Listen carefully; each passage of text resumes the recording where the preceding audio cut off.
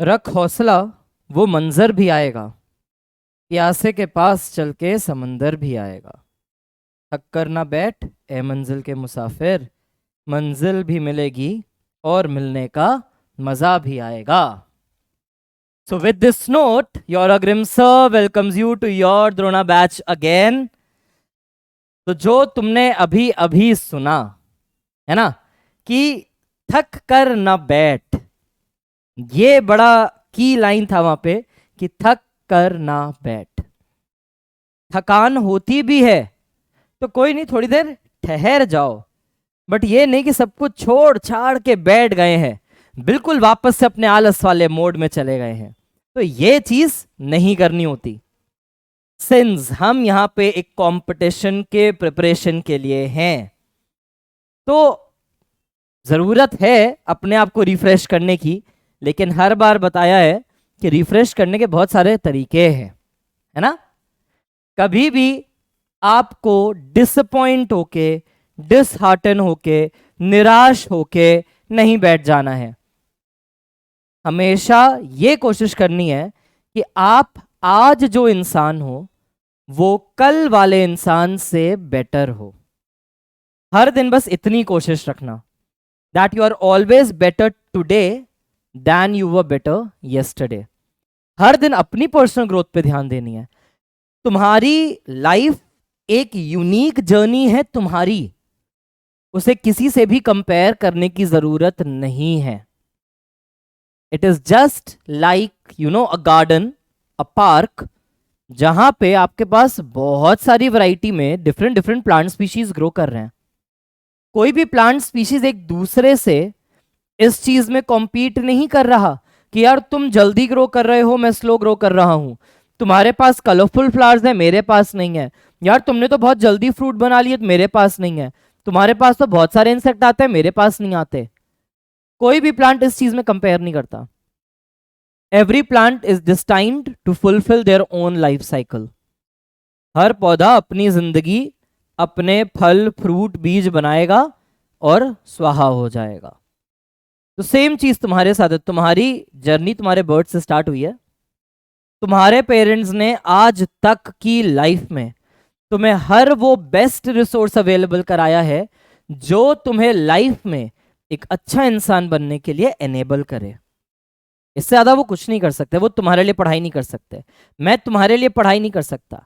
मैं बेस्ट कोशिश कर रहा हूं कि जितनी भी एनसीईआरटी है, जहां जहां से भी क्वेश्चन आना है, वो मैं तुम्हें एकदम क्रिस्टल क्लियर करके एकदम खोल के पढ़ा दूं। अगर कोई चीज तुम्हें लग रहा है समझ में नहीं आ रही है, तो इट इज योर रिस्पॉन्सिबिलिटी कि तुम उस लेक्चर को वापस से सुनो, तुम नोट्स वापस से पढ़ो, तुम एनसीईआरटी को एक एक करके वर्ड बाय वर्ड बार बार पढ़ो, जब तक वो तुम्हारे मन में नहीं बैठ जाती। ठीक है। कोई भी यहां पर ऐसे घुट्टी नहीं पिला रहा कि बस पीसी मुंह में डाली और टड़ा जादू हो गया और चीजें समझ में आ गई। तो थक कर ना बैठिए, हमेशा याद रखना तुम अपने मंजिल के करीब पहुंचते जाओगे धीरे धीरे। ठीक है, लेकिन only when you are persistent. Continuity जरूरी है।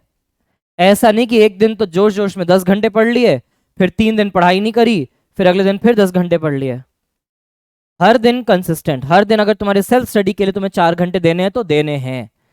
चाहे शादी हो, चाहे ब्याह हो, चाहे बर्थडे हो, चाहे पार्टी हो, चाहे तुम्हारा मन हो, चाहे तुम्हारा मन ना हो, तुम खुश हो, तुम दुखी हो, the show must go on, the preparation must go on, the studies must go on. ठीक है। So with this note I am welcome you again.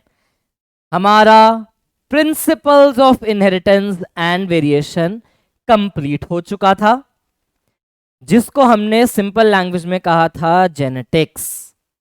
तो जेनेटिक्स का लेक्चर खत्म हो चुका है। हमने सारे देख लिए लॉज, हमने सारा पैटर्न देख लिया है कि इनहेरिटेंस फंक्शन कैसे कर रहा था। हमने देख लिया भाई एक जीन है तो वो क्या लॉ ऑफ डोमिनेंस था, क्या लॉ ऑफ सेग्रीगेशन था, क्या लॉ ऑफ इंडिपेंडेंट असॉर्टमेंट था। हमने देख लिया था भाई एक जीन के 2 अलील होते हैं या 2 से ज्यादा भी हो सकते हैं। हमने देख लिया कि एक जीन एक कैरेक्टर को कंट्रोल करता है या एक से ज्यादा कैरेक्टर को अफेक्ट कर सकता है। हमने ये भी देखा कि एक कैरेक्टर के पीछे भी 2 से ज्यादा जीन हो सकते हैं।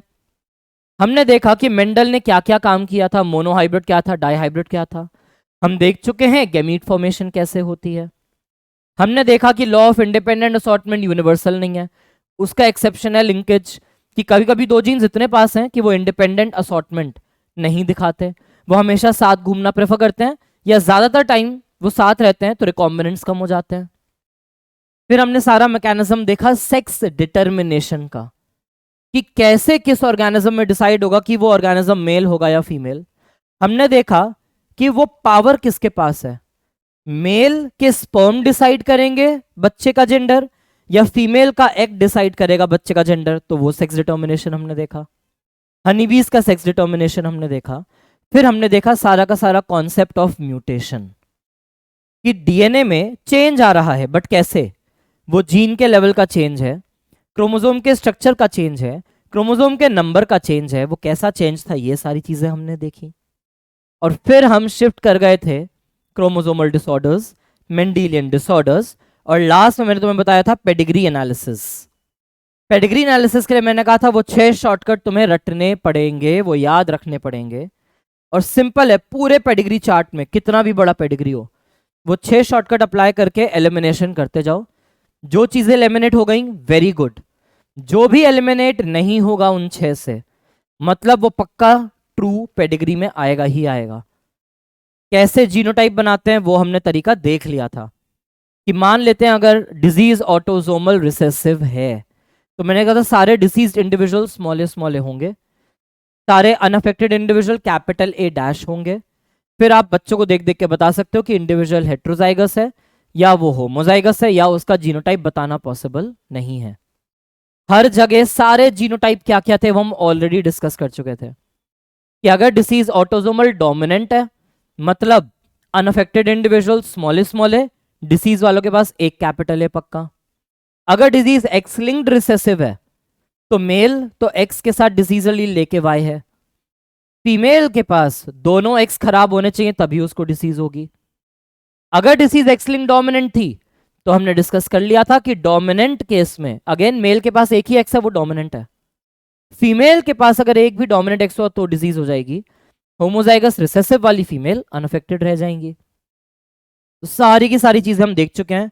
तुम्हें लग रहा है कहीं भी कंफ्यूजन है तो वापस से अपने नोट्स पढ़ो, लेक्चर को रिपीट पे लगा के स्लो करके, यस और स्लो करके एक एक वर्ड सुन के दिमाग में चलाओ कि क्या कहा था सर ने, क्या लाइन को सर ने एनसीईआरटी में रिलेट कराया था, नोट्स कॉपी में क्या लिखवाया है। एक एक वर्ड को स्ट्रेसफुली सुनो, अपने आप क्लियर हो जाएगा, लेकिन मेहनत तो करनी है, ठीक है। चलो, with this note, with all the revision of the past chapter, now we are going on a new journey, that is molecular basis of inheritance. अब हम इनहेरिटेंस के प्रिंसिपल्स लॉज पे नहीं जा रहे, अब हमें जाना है उसके मॉलिक्यूलर बेसिस पे। अब हम जा रहे हैं माइक्रोस्कोपिक लेवल के एटॉमिक लेवल पे, मॉलिक्यूलर लेवल पे, कि इनहेरिटेंस को डिटरमाइन कौन कर रहा है। हमने कहा था कि हमें अपने पेरेंट्स से गैमीट्स के थ्रू डीएनए पास होता है, जेनेटिक मटेरियल पास होता है। मैंने कहा था पापा की ब्लू आईज, मम्मी की ब्लू आईज, बच्चे की ब्लू आईज, तो पैदा होने के बाद दोनों ने अपने आंखों से रंग निकाल के उसके आंखों में नहीं डाला था। स्पर्म के पास किसी क्रोमोसोम पर वो जीन है जो ब्लू कलर डिटरमाइन करेगी। मम्मी के एग के अंदर जितने क्रोमोसोम्स हैं उसमें कोई जीन है जो वो ब्लू कलर डिटरमाइन करेगा। तो बच्चे के अंदर जब ये दोनों गैमीट्स आएंगे, जाइगोट में जब दोनों क्रोमोसोम्स आएंगे, दोनों जीन्स आएंगे, तो हमने कहा था कि उस डीएनए से कोई आरएनए, आरएनए से कोई प्रोटीन बनेगा, और वो प्रोटीन की वजह से बच्चों के आंखों का रंग ब्लू हो जाएगा। तो हम यहां पे वही सारी चीज देखेंगे कि मॉलिक्यूलर लेवल पे बैकग्राउंड में उन लॉज के पीछे क्या चल रहा था। तो ये हमारा सारा का सारा चैप्टर रहेगा, मॉलिक्यूलर बेसिस ऑफ इनहेरिटेंस। आज का जो लेक्चर है उसमें हम डीएनए के बारे में देखेंगे। हम देखेंगे कि वो पूरी की पूरी डीएनए जो है उसका स्ट्रक्चर क्या है। हम बात करेंगे सेंट्रल डॉगमा की, और हम बात करेंगे पैकेजिंग की। ये तो हमारा आज का गोल है, but over a period of time जो हमारी जर्नी रहने वाली है इस चैप्टर में, इन टॉपिक्स को पढ़ने के बाद हम ये देखेंगे कि डीएनए का रेप्लिकेशन कैसे होगा, डीएनए अपनी कॉपी कैसे बनाता है, कैसे वो कॉन्सेप्ट डिस्कवर हुआ, रेप्लिकेशन का मैकेनिज्म क्या है। फिर हम देखेंगे आगे जाके कि आरएनए नाम का जो मेंबर है वो कैसे बनता है, एक यूकैरियोट के आरएनए में प्रोकैरियोट के आरएनए में क्या डिफरेंसेस हैं, कैसे कैसे आरएनए के अंदर चेंजेस होते हैं।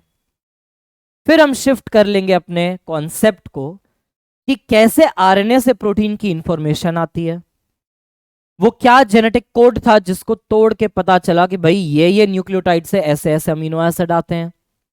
ट्रांसलेशन का मैकेनिज्म देखेंगे कि प्रोटीन्स कैसे बनाए जाते हैं। और फिर हम लास्ट में आ जाएंगे जीन के रेगुलेशन पे कि जीन काम करेगा या जीन काम नहीं करेगा ये कैसे डिसाइड होता है। हमें पता है कि ये जो हमारा पूरा शरीर है ये तो एक सिंगल जाइगोट से बना था और माइटोसिस होके बना है। माइटोसिस से हमें पता है हर सेल में equal amount of genetic material जाता है। इसका मतलब जो सेट ऑफ जीन्स तुम्हारे ब्रेन के सेल में है, सेम सेट ऑफ जीन तुम्हारे स्किन के सेल में है, same set of gene liver, kidney, intestine, stomach, तुम्हारा जो भी बॉडी पार्ट है, सबके सेल में वही सेम जेनेटिक मटेरियल है सारा, लेकिन हर सेल अलग अलग काम कर रहा है। कैसे? जीन रेगुलेशन से। कहीं पे कुछ जीन्स ऑन होती हैं, कहीं पे कुछ जीन्स ऑफ हो जाती हैं। और लास्ट में हम देखेंगे दो एप्लीकेशंस, एक ह्यूमन जीनोम प्रोजेक्ट, पूरे के पूरे ह्यूमन डीएनए को डिसाइफर करने की कोशिश की जाती है, और एक हम देखेंगे डीएनए फिंगरप्रिंटिंग, जिसे सीआईडी में देखते हैं ना, फॉरेंसिक्स में, कि आपके थंबप्रिंट से चीजों को मैच कराया जाता है कि भाई किसका प्रिंट है। मर्डर वेपन पे वो जो फिंगरप्रिंट्स है वो किसके हैं। ऐसे ही साइंटिस्ट ने देखा कि डीएनए के लेवल पे भी हमारे कुछ फिंगरप्रिंट्स हैं, मतलब डीएनए के लेवल पे कुछ हमारे सीक्वेंसेस हैं जो हर इंडिविजुअल के यूनिक हैं। तो इस चैप्टर में इसके बाद आने वाले 10 to 12 लेक्चर्स की हमारी जर्नी में हम ये सारी चीजें पढ़ेंगे। ठीक है, तो स्टार्ट करें आज का लेक्चर। सबको क्लियर है? एक बार चैट बॉक्स में डाल दो, सबको क्लियर है हमारे आगे की जर्नी क्या होने वाली है? चैट बॉक्स में डाल दो, तुम्हें पता है मैं पढ़ता हूं बाद में। चैट बॉक्स में, कमेंट बॉक्स में डाल दो कि अब न्यू चैप्टर के लिए रेडी हो या नहीं, थम्स अप करके डाल दो वहां पे, और लिख दो भाई कि हाँ जी हम आगे के लिए रेडी हैं, हमें सब कुछ आगे का क्लियर है, आगे का रोड मैप क्लियर है, 12 लेक्चर्स का क्या होने वाला है। ठीक है, चलो जी स्टार्ट करते हैं। पेन पेंसिल रेडी, घर वालों को बोल दो हम पढ़ने बैठ रहे हैं, सर ने लेक्चर स्टार्ट कर दिया है, अब कोई डिस्टरबेंस नहीं होनी चाहिए, no disturbance at all, full focus के साथ पढ़ेंगे बिना किसी डिस्ट्रैक्शन के। ठीक है, करें शुरू। चलो, तो हमने बोला हमारा चैप्टर है मॉलिक्यूलर बेसिस ऑफ इनहेरिटेंस, है ना। तो जब हम बात करते हैं इस वर्ड की, इनहेरिटेंस की, तो ये इनहेरिटेंस है क्या? When we talk about inheritance, तो हमने कहा था what is the basis of inheritance, what is the basic unit of inheritance. तो आंसर आया था हमारे पास जीन। ठीक है, the basic unit of inheritance was gene. ठीक है, फिर हमने क्या कहा था, ये जीन क्या होती है? जीन को हमने डिफाइन कर रखा है, प्रिंसिपल्स ऑफ इनहेरिटेंस के डे 1 के लेक्चर पे हमने सारी टर्म्स पढ़ी थी, हमने वहां पे इसको पढ़ा है, और पूरे चैप्टर में कहीं ना कहीं हमने जीन की डेफिनेशन बार बार डिस्कस की थी। तो हमने क्या डिस्कस किया था, व्हाट इज जीन। तो हमने क्या पढ़ा था, that gene is a portion of DNA.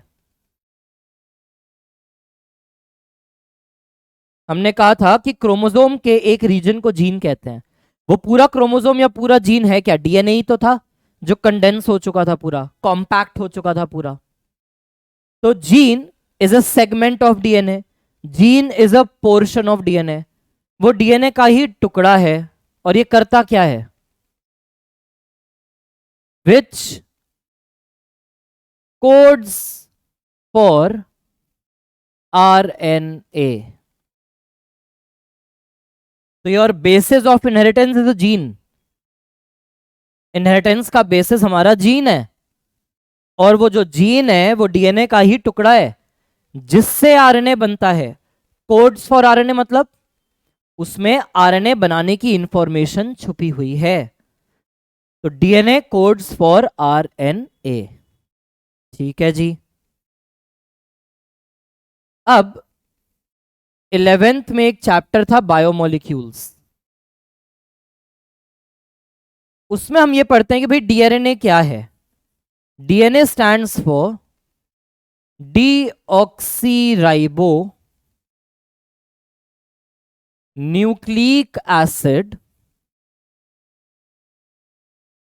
और एक ये टर्म है RNA which stands for ribo nucleic acid.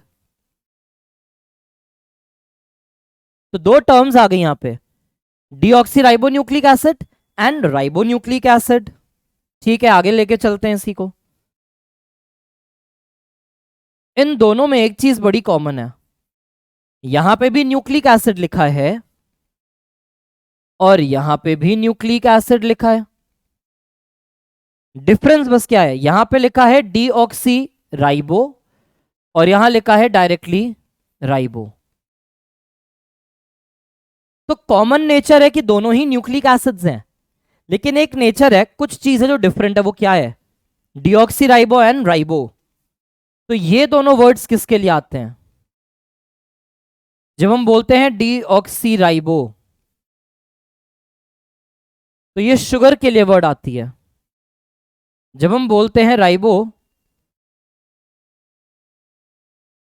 तो ये हमें शुगर के टाइप्स पता चल रहे हैं. यहां शुगर का टाइप डीऑक्सी राइबो है, वहां शुगर का टाइप राइबो है. टेंशन मत लो, आगे पढ़ा रहा हूं अभी, क्या है ये भी पता चलेगा, है ना. एक एक करके सारी पहेलियां सुलझती जाएंगी, लेकिन सब्र के साथ, है ना. बचपन में कभी होता था दादी नानी दादाजी नाना जी, कोई बड़ा बुजुर्ग कहानियां सुनाते हैं, तो कहानी पहले अपने आप को बुनती है. पहले ऐसा लग रहा है चीजें उलझ रही हैं, लेकिन जैसे जैसे आप आगे बढ़ते हो अपने आप लगता है चीजें सुलझ रही हैं. तो एक एक करके एक एक चीज सब पढ़ेंगे. बेसिस ऑफ इनहेरिटेंस जीन है. जीन डीएनए का टुकड़ा है जिससे आरएनए बनता है. DNA deoxyribonucleic acid, RNA ribonucleic acid का नाम है ना. डीऑक्सीराइबो शुगर का टाइप है, राइबो भी शुगर का टाइप है. अब बात आती है न्यूक्लिक एसिड की. तो भला ये न्यूक्लिक एसिड क्या है, सवाल यही आ रहा है ना भाई, न्यूक्लिक एसिड क्या है. तो what is a nucleic acid, it is a chain, it is a polymer of nucleotides. It is a polymer, a chain of nucleotides.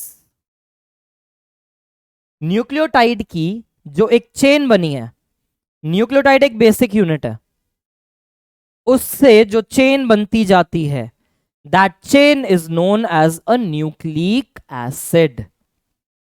ठीक है, इतना क्लियर है. देख लो अपना सिंगल व्यू, किसी को लिखना है पॉज करके लिख सकते हैं. यहां पे हम बढ़ते हैं आगे. ठीक है, तो पहले अब हम देखते हैं ये न्यूक्लियोटाइड से तोड़ के आगे सारी चीज समझते हैं.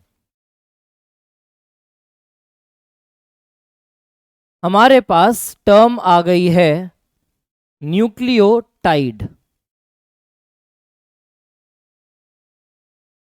इस न्यूक्लियोटाइड को भी आप आगे ब्रेक कर सकते हो.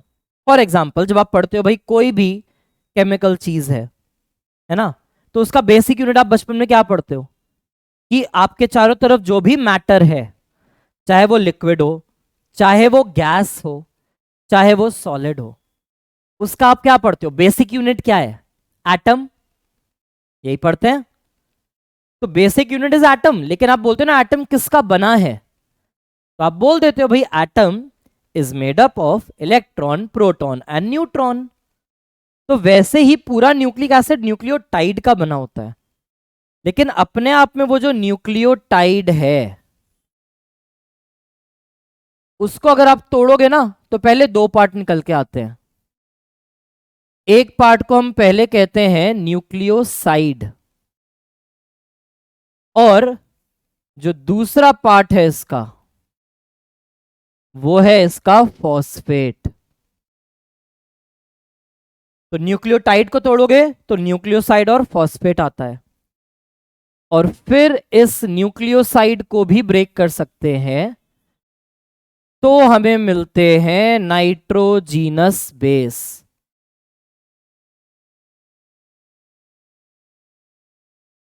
और सेकेंड कंपोनेंट हमें मिलता है शुगर। तो ओवरऑल न्यूक्लियोटाइड के तीन पार्ट्स क्या हैं? Nitrogenous base, sugar and phosphate. इन तीनों का मिलके एक न्यूक्लियोटाइड बनता है। ये भी क्लियर है? Very good. आगे बढ़ते हैं फिर। अब हम खाली यहां पे ओवरव्यू देख रहे हैं, हमें यहां पे डेप्थ में जाने की जरूरत नहीं है। हम यहां पे सिर्फ काम काम की चीजें देख रहे हैं, बाकी सब 11th के बायोमोलिक्यूल्स में है। जब हम बात करते हैं नाइट्रोजीनस बेस की, तो एक नाइट्रोजीनस बेस है जिसे आप कहते हो प्यूरिन। एक नाइट्रोजीनस बेस है जिसे हम कहते हैं पायरिमिडीन्स। प्यूरिन्स एंड पायरिमिडीन्स क्या होते हैं? ये प्यूरिन्स जो होते हैं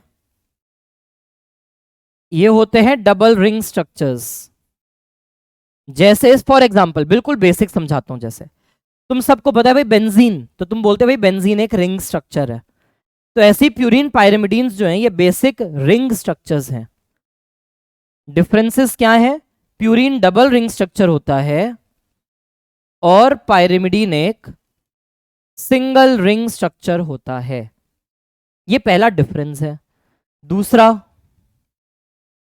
प्यूरिन को हम बोलते हैं कि वो एक हेटेरोसाइक्लिक रिंग है। हेटेरोसाइक्लिक मतलब it has carbons, it has nitrogens. Pyrimidine भी हेटेरोसाइक्लिक है, इसके रिंग में भी कार्बन्स हैं, इसके रिंग में भी नाइट्रोजन्स हैं। So both of them are heterocyclic. फिर तुमसे सवाल क्या पूछा जाता है कि what is the position of nitrogen? ये एक बहुत इंपॉर्टेंट क्वेश्चन का आंसर मैं लिखने जा रहा हूं यहां पर, कि प्यूरिन के अंदर नाइट्रोजन कौन कौन सी पोजीशन पर सिचुएटेड है, पायरिमिडीन्स में नाइट्रोजन कौन कौन सी पोजीशन पर सिचुएटेड है। तुम्हें पूरा रिंग स्ट्रक्चर इस चैप्टर के लिए याद नहीं रखना। जो रिंग्स के शेप है, रिंग्स का जो स्ट्रक्चर है पूरा, वो तो तुम्हें याद रखना है 11th के बायोमोलिक्यूल्स के क्वेश्चन के लिए। यहां पे वो पूरा याद नहीं रखना। तो नाइट्रोजन की हम पोजीशन लिख रहे हैं 1, 3, 7 एंड 9, और यहां पे जो नाइट्रोजन की पोजीशन है that is just position number 1 and position number 3। ठीक है? और फिर लास्ट क्वेश्चन, हमने बोला कि ये नाइट्रोजीनस बेस शुगर के साथ जुड़ते हैं।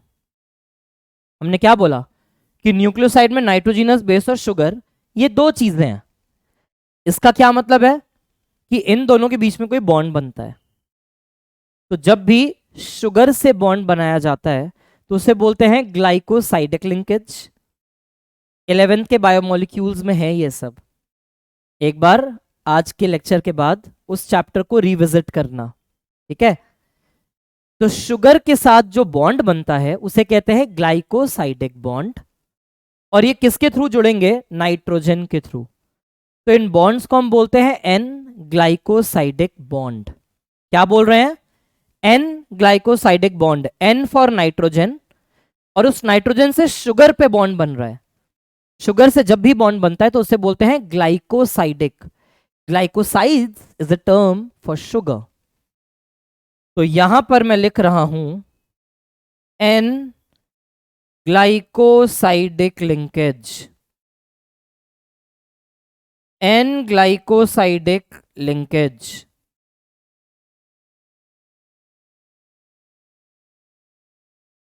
N ग्लाइकोसाइडिक लिंकेज मतलब नाइट्रोजीनस बेस और शुगर के बीच में जो बॉन्ड बन रहा है उसका नाम है ग्लाइकोसाइडिक लिंकेज। तो यहां पर हम उसको शो करेंगे एज C1N9, और यहां पर हम इसको लिखते हैं C1N1। C है शुगर का कार्बन, जो हमारा C है ये है हमारा शुगर का कार्बन।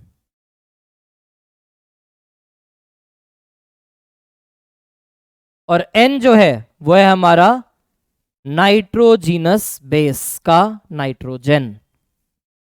ठीक है, तो C1N1, C1N9।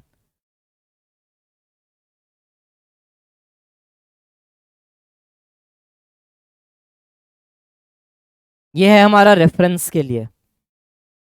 हमने क्या कहा, प्यूरीन की रिंग्स में 2 रिंग्स हैं, ठीक है, पायरिमिडीन्स में 1 रिंग होती है। यहां पर फर्स्ट और थर्ड पोजीशन पे नाइट्रोजन है, यहां पर 1 3 के साथ 7th और 9th पोजीशन पे नाइट्रोजन है।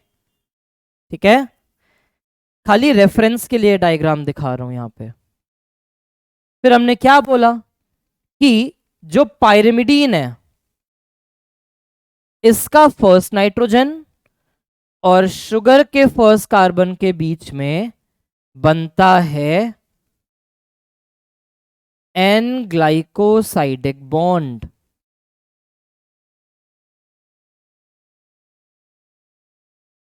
और अगर वो कोई पायरिमिडीन है, सॉरी प्यूरीन है, ये हमने कहा ना double ring structure is a purine, तो यहां पे 9th नाइट्रोजन और शुगर के फर्स्ट कार्बन के बीच में बनता है N ग्लाइकोसाइडिक बॉन्ड।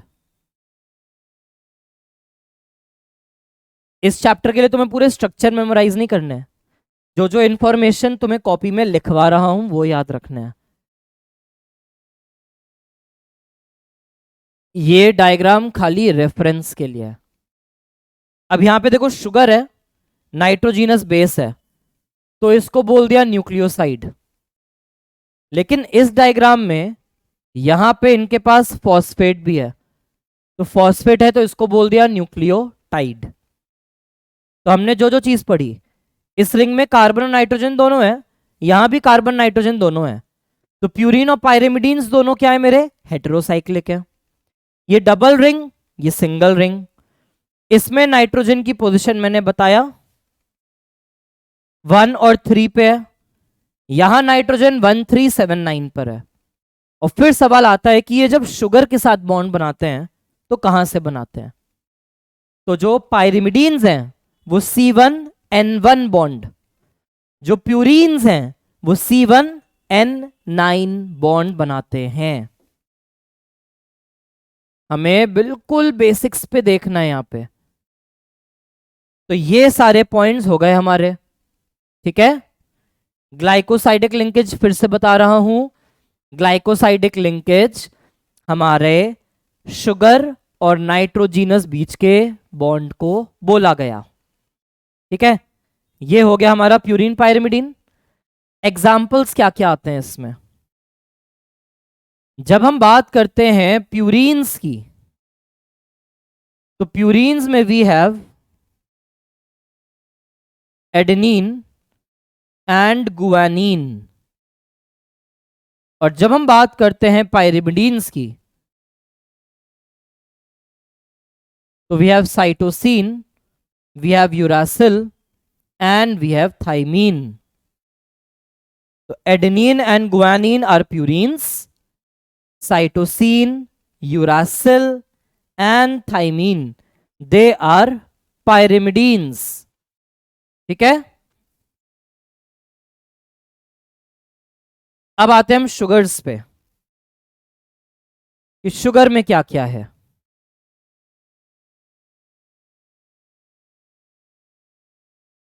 दो टाइप की शुगर है। इंट्रोडक्शन में हमने देखा ना, एक शुगर टाइप डिऑक्सी राइबो है, एक शुगर टाइप है राइबो।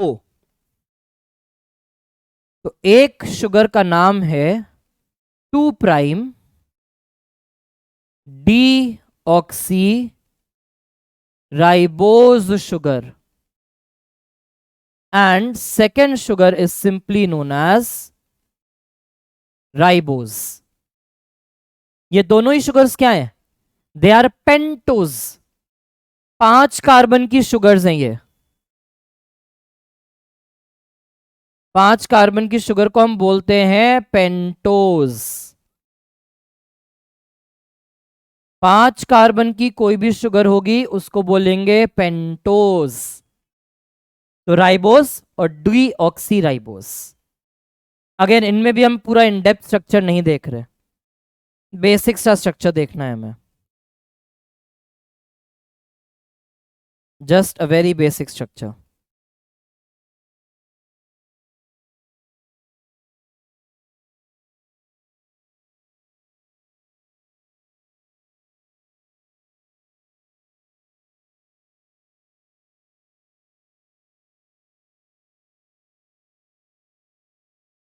ठीक है, बेसिक सा स्ट्रक्चर देख रहे हैं हम। क्या, जब हम बात करते हैं राइबोज शुगर की, तो यहां पर ऑक्सीजन है, ऑक्सीजन से इनकी लिंकिंग हो रखी होती है, क्लोज्ड स्ट्रक्चर्स हैं, तो ये ऑक्सीजन की मदद से बंद है। ठीक है, अब 1 2 3 4, 5th कार्बन इस रिंग से बाहर निकला हुआ है। ऐसे ही यहां पे 1st, 2nd, 3rd, 4th और 5th कार्बन बाहर निकला हुआ है। ये जो हम 1 2 3 4 5 लिख रहे हैं, इन कॉर्नर्स पे आपके क्या है? कार्बन प्रेजेंट है। इस पॉइंट पे एक कार्बन है, इस पॉइंट पे कार्बन, इस पॉइंट पे कार्बन, इस पॉइंट पे कार्बन,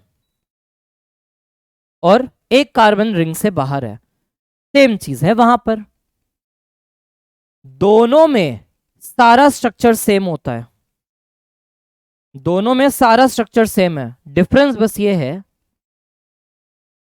यहां सेकेंड पोजीशन पे ओ एच ग्रुप है, O H stand for hydroxyl group, लेकिन यहां पे सेकेंड पोजीशन पे एच ग्रुप है, ओ एच नहीं है, ऑक्सीजन गायब है।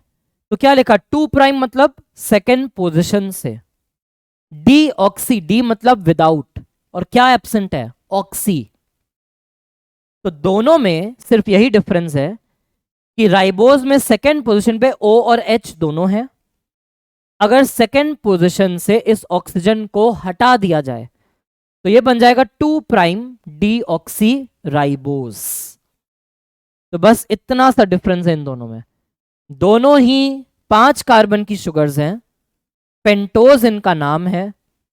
एक को बोलते हैं 2' डिऑक्सी राइबोज और दूसरे को हम बोल रहे हैं राइबोज।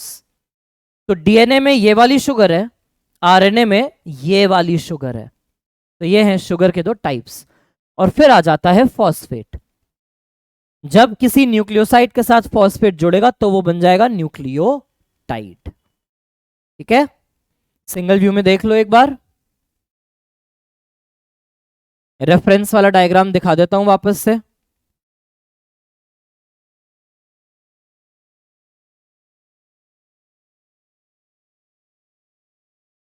दिख रहा है?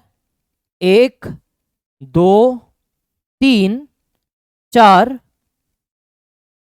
और ये 5 दिखाया था। ऑक्सीजन के थ्रू ये पूरा क्लोज्ड स्ट्रक्चर बनता है। फिफ्थ कार्बन रिंग से बाहर है।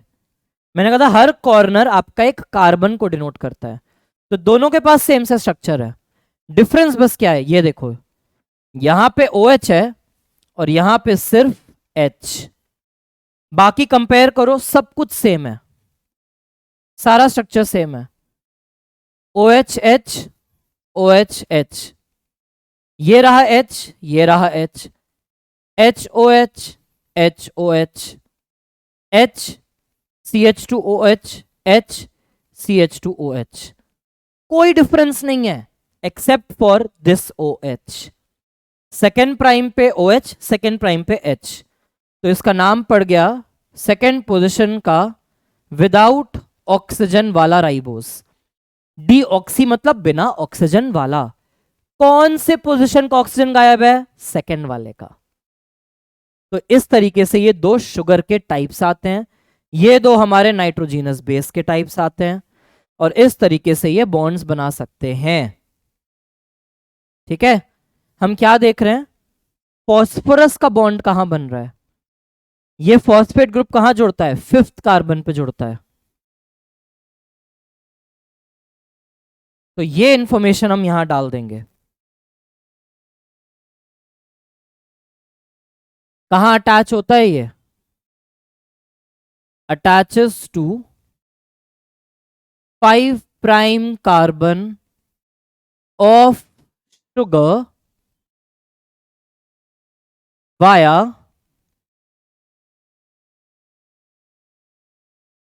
Phospho ester bond. शुगर के साथ,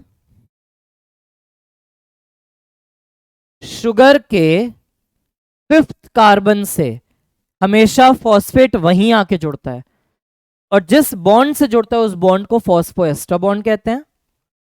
नाइट्रोजीनस बेस और शुगर के बीच में जो बॉन्ड बनेगा वो है ग्लाइकोसाइडिक बॉन्ड। ठीक है, तो ये है सारा का सारा आपका कॉन्सेप्ट ऑफ अ न्यूक्लियोटाइड। जो भी क्वेश्चन आएगा इसी बोर्ड वर्क में से आएगा, इसके बाहर से क्वेश्चन नहीं आएगा। ठीक है, तो हमने क्या देखा, अगर मैं बात करता हूं DNA की, तो यहां पे हमारे पास एडेनिन होता है, यहां हमारे पास गुआनिन होता है, यहां हमारे पास थाइमीन होता है, और हमारे पास साइटोसिन होता है। ये हमने बना दिए नाइट्रोजीनस बेसिस, और ये सारे के सारे जुड़ेंगे किससे, they will bind to 2 prime deoxy ribose. ठीक है, ये सब जोड़ेंगे 2 प्राइम डीऑक्सी राइबोज शुगर से, क्योंकि हम DNA की बात कर रहे हैं। और मेरे पास क्या आ जाएगा, अब जो मेरे पास स्ट्रक्चर्स आएंगे उसको मैं बोलूंगा डीऑक्सी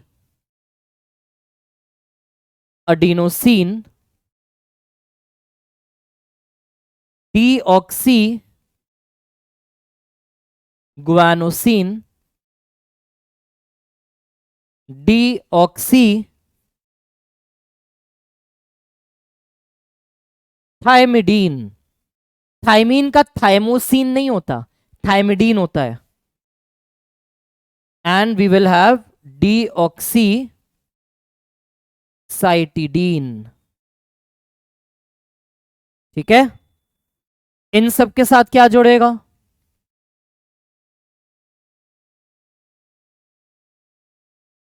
इन सब के साथ जुड़ेंगे फॉस्फेट्स, और जब इनके साथ फॉस्फेट्स जुड़ जाएंगे तब जाके ये क्या बन जाएगा मेरा, deoxy adenylic acid. Deoxy adenylic acid, या मैं इसको बोल सकता हूं डीऑक्सी अडीनोसिन, और अभी एक ही फॉस्फेट जोड़ा है तो मैं उसको बोलूंगा मोनोफॉस्फेट। डीऑक्सी अडीनोसिन मोनोफॉस्फेट, दोनों चीज सेम नाम के हैं। ऐसी मेरे पास क्या आएगा, I can have deoxy guanylic acid. Deoxy guanylic acid कह सकते हैं, या इसे मैं कह सकता हूं deoxy guanosine monophosphate. Maximum 3 phosphate लग सकते हैं, तो ये डीऑक्सी गुआनोसिन डाइफॉस्फेट भी हो सकता है, ये डीऑक्सी गुआनोसिन ट्राइफॉस्फेट तक जा सकता है। Deoxy adenosine monophosphate, deoxy adenosine diphosphate, deoxy adenosine triphosphate तक जा सकते हैं। ठीक है, ऐसी I can have deoxy thymidylic acid, deoxy thymidylic acid बोल सकते हैं, या डीऑक्सी फिर थाइमिडीन मोनोफॉस्फेट बोल सकते हैं। And the last is deoxy cytidylic acid, या ऐसे बोल सकते हैं डीऑक्सी साइटिडीन मोनोफॉस्फेट।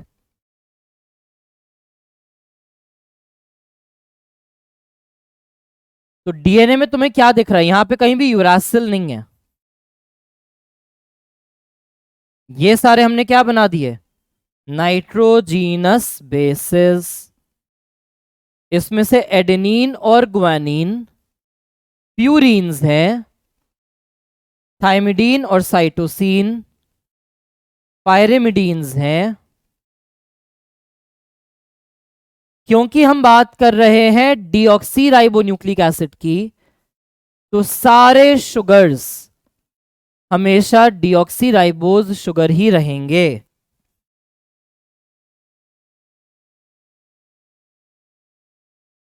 ये सब क्या है मेरे, इनके लिए आरो लगा के क्या लिख सकता हूं मैं, करेक्ट, न्यूक्लियोसाइड। कैसे न्यूक्लियोसाइड्स हैं ये, डीऑक्सी न्यूक्लियोसाइड्स हैं। डीऑक्सी लगाने का मतलब उसमें डीऑक्सी वाली शुगर है, वो डीएनए के पार्ट्स हैं। और फिर अगर मैं आ जाऊं यहां पे, तो ये सब के सब क्या हैं, all of them are deoxy nucleotides. Deoxy nucleotides, या मैं क्या कह सकता हूं इन सबको, deoxy nucleoside monophosphate. Deoxy nucleoside monophosphate भी कह सकते हैं। तो this is your single view. DNA में ये प्यूरिन्स पायरिमिडीन्स, ये शुगर, ये न्यूक्लियोसाइड्स, और वो बन जाएंगे न्यूक्लियोटाइड्स। ठीक है, क्लियर। अगर हमें बात करनी हो आरएनए की, तो आरएनए में एडेनिन मिल सकता है, आरएनए में गुआनिन मिल सकता है, लेकिन आरएनए के पास थाइमीन यही है, इनके पास यूरासिल मिलता है, and they can have cytosine. ठीक, अब यहां पे शुगर हमेशा क्या रहेगी, राइबोज।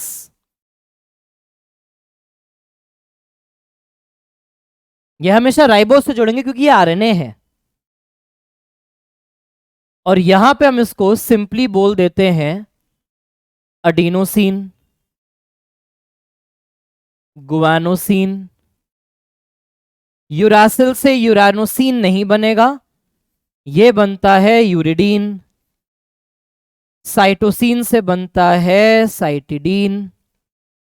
फिर मैंने कहा इन सब के साथ आके क्या जुड़ जाएंगे, फॉस्फेट।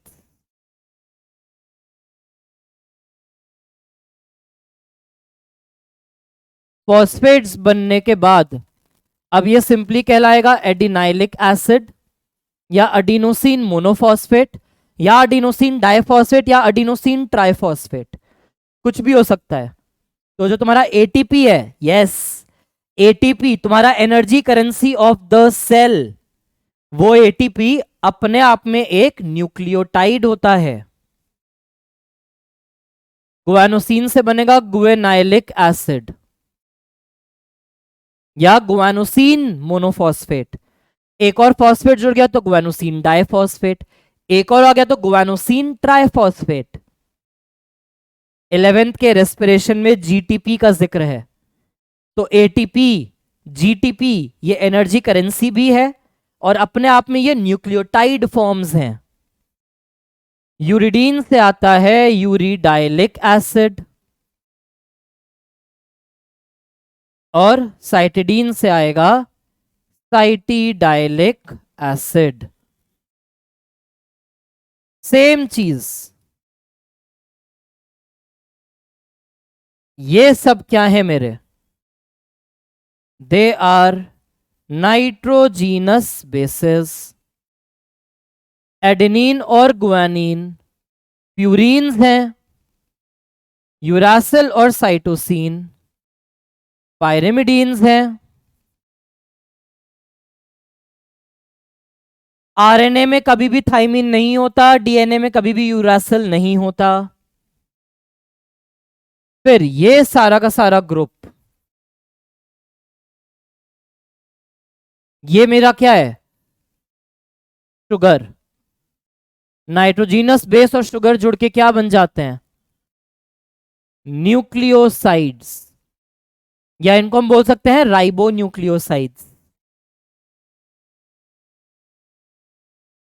इनमें फॉस्फेट जुड़ा तो ये सारे क्या बन गए मेरे, ये बन गए मेरे न्यूक्लियोटाइड्स। ठीक है, सिंगल व्यू में देख लो, this is the single view. बढ़ते हैं आगे। ठीक है, ये सारा देख लिया हमने।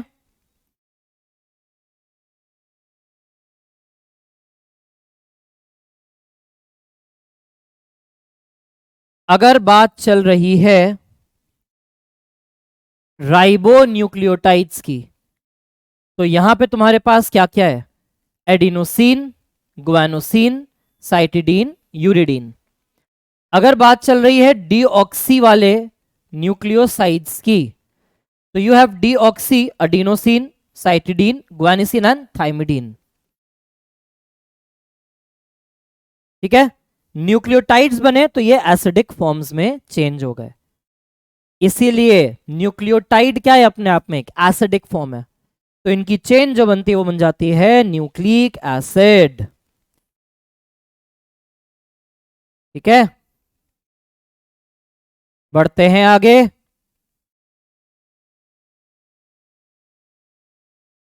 बढ़ते हैं आगे। इतना क्लियर है सबको? क्या स्टार्ट किया था हमने, गोल गोल घूम रहे हो सर, तुम्हारा चकरा रहा है। हमने कहा बेसिक इनहेरिटेंस, जीन, जीन है डीएनए का टुकड़ा, डीएनए से बनता है आरएनए। दोनों ही न्यूक्लिक एसिड्स हैं। न्यूक्लिक एसिड न्यूक्लियोटाइड के बने होते हैं। न्यूक्लियोटाइड में 3 पार्ट है, न्यूक्लियोसाइड में नाइट्रोजीनस बेस और sugar and phosphate. 2 nitrogenous base देख लिए, 2 शुगर देख लिया और फॉस्फेट देख लिया। किससे जुड़ के क्या क्या बनता है वो देख लिया, डीएनए में क्या है, आरएनए में क्या है वो देख लिया। ठीक है, अब बहुत इंपॉर्टेंट चीज, हमने कहा न्यूक्लियोटाइड की चेन बननी है। तो जब भी हम बात करेंगे 2 न्यूक्लियोटाइड्स की, भाई चेन कब बनेगी, जब 2 न्यूक्लियोटाइड जुड़ेंगे, फिर एक और न्यूक्लियोटाइड, फिर एक और न्यूक्लियोटाइड। तो ये किससे जुड़ते हैं, तो they are connected by 3 prime 5 prime phospho diester bond.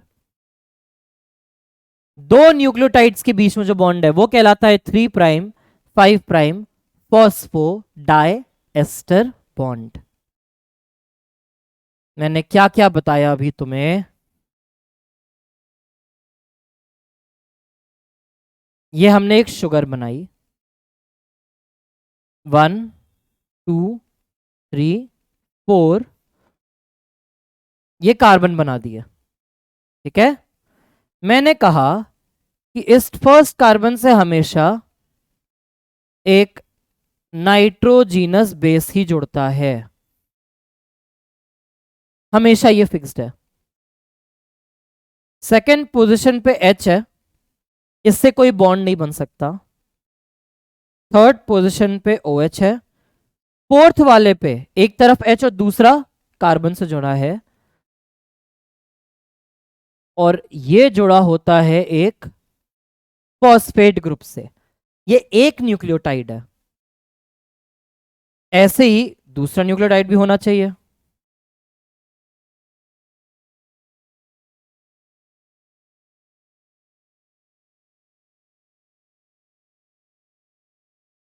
दूसरा न्यूक्लियोटाइड अगर मैं बनाऊं यहीं पे,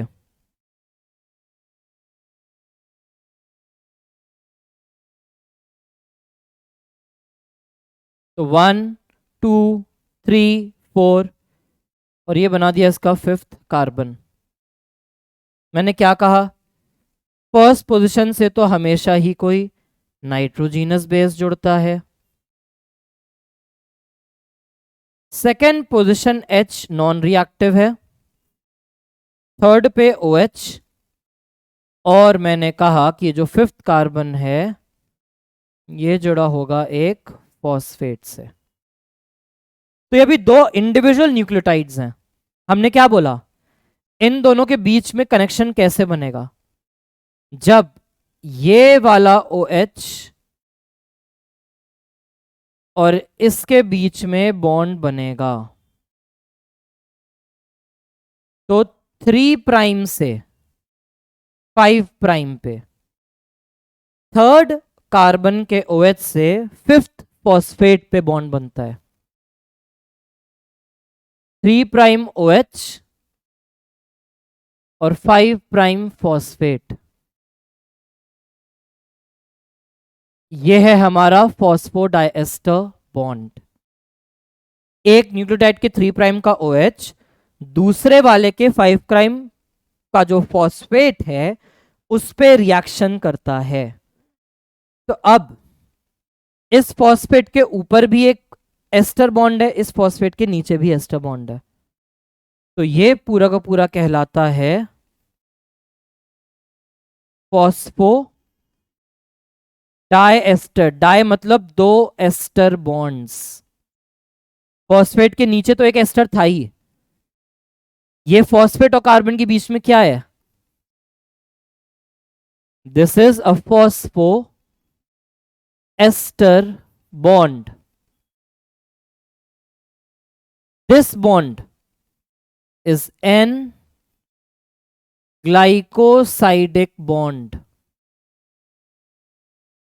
शुगर और बेस के बीच में कहा था, और हमने कहा था fifth carbon of sugar phosphate से कैसे जुड़ता है? फॉस्फो एस्टर से। जब ये वाला अपने आगे किसी न्यूक्लियोटाइड के साथ बॉन्ड बनाएगा तो इस फॉस्फेट के दूसरी तरफ भी एक एस्टर बॉन्ड क्रिएट होगा। इस फॉस्फोरस के नीचे भी एक एस्टर है, इस फॉस्फोरस के ऊपर भी एक एस्टर बॉन्ड है। तो दो एस्टर बॉन्ड्स हैं टोटल, तो ये बन जाता है फॉस्फोडाइएस्टर बॉन्ड्स। तो दो न्यूक्लियोटाइड के बीच में फॉस्फोडाइएस्टर बॉन्ड, एक न्यूक्लियोटाइड और उसके फॉस्फेट के बीच में फॉस्फोएस्टर बॉन्ड।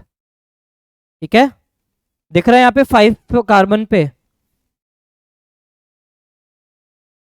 इसके फिफ्थ कार्बन पे फ्री फॉस्फोरस है और 3 कार्बन पे फ्री OH ग्रुप है। इसका रोल भी हम देखेंगे। इस 3' OH पे कोई दूसरा आएगा मेंबर और वो आके जुड़ जाएगा, तो चेन लंबी होती जाएगी। कैसे? 3' से 5' फॉस्फोडाइएस्टर बॉन्ड्स बन बन के। तो ये दो न्यूक्लियोटाइड का कनेक्शन, 3' to 5' फॉस्फोडाइएस्टर बॉन्ड्स। देख लो सिंगल व्यू में, फिर आगे बढ़ते हैं हम डिस्कवरी पे डीएनए की। ठीक है, ये सारा हो गया हमारा बेसिक न्यूक्लियोटाइड का स्ट्रक्चर। आगे बढ़ते हैं।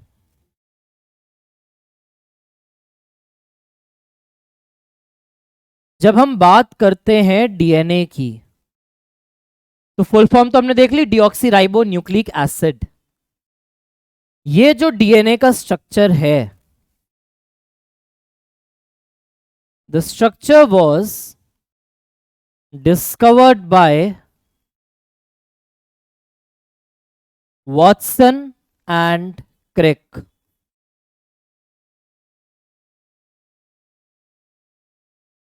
एनसीईआरटी ने कहा है that the structure of DNA was discovered by Watson and Crick, 1953 में दिया था। इस मॉडल को हम बोलते हैं double helix model. Helix word आता है स्पाइरल के लिए, तो दो स्पाइरल्स एक साथ हैं, उसको बोलते हैं double helix model. It is like a spiral staircase. किसी के घर में देखा है गोल वाली सीढ़ियां होती हैं, वो गोल सीढ़ी की जो रेलिंग्स हैं, वो जो सीढ़ी है, वो सीढ़ी गोल गोल घूमती है, तो उसको बोलते हैं स्पाइरल स्टेयरकेस। या it is like a twisted rope ladder. रस्सी की जो सीढ़ी बनी होती है, देखा है कभी? कभी देखा होगा हेलीकॉप्टर से रस्सी लटका देते हैं, या कभी आप एडवेंचर पार्क्स में जाते हो जहां एडवेंचर एक्टिविटीज है, वहां पे वो रस्सी की लकड़ी होती है, रस्सी लगी होती है, बीच में लकड़ियां हैं, तो रस्सी की सीढ़ी है, तो उस रस्सी की सीढ़ी को ट्विस्ट कर दो। ठीक है, या स्पाइरल स्टेयरकेस को देख लो, वैसा सा स्ट्रक्चर है, तो इसको बोलते हैं डबल हीलिक्स मॉडल। फिर एनसीईआरटी ने बताया कि एक साइंटिस्ट थे मिशर नाम के।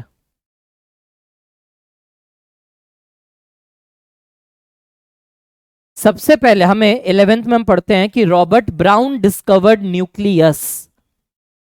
रॉबर्ट ब्राउन ने न्यूक्लियस डिस्कवर किया था। मिशर ने देखा that there are acidic threads inside nucleus. इन्होंने कहा कि न्यूक्लियस के अंदर कुछ एसिडिक थ्रेड्स हैं, और इन्होंने उसका नाम रख दिया न्यूक्लिन।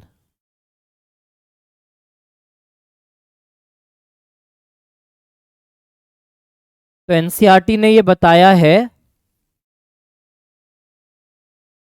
कि मिशर ने न्यूक्लिन का कॉन्सेप्ट दिया कि ये एसिडिक थ्रेड्स है न्यूक्लियस के अंदर, और वो थ्रेड्स क्या थे? डीएनए के ही थ्रेड्स थे। वॉटसन और क्रिक ने इसके स्ट्रक्चर को डिस्कवर किया, और उन्होंने बताया कि ये एक डबल हीलिक्स मॉडल है। यहां पर दो स्पाइरल्स एक साथ हैं, तो जो गोल वाली सीढ़ी है उसकी तरह इमेजिन कर सकते हो, या एक रोप लैडर, एक रस्सी की सीढ़ी को ट्विस्ट कर दो, वैसा इमेजिन कर सकते हो। ठीक है, अब मजेदार चीज, बहुत मजेदार चीज, जो वॉटसन और क्रिक ने डबल हीलिक्स मॉडल दिया था,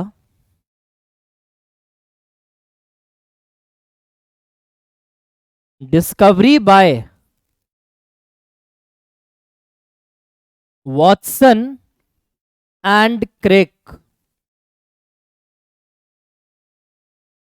it was based on, directly खुद का डिराइव्ड काम नहीं है पूरा। वॉटसन और क्रिक ने जो डबल हीलिक्स मॉडल प्रपोज किया था, ये दो साइंटिस्ट के काम के बेसिस पर ही हो पाया. तो the discovery by Watson and Crick was based on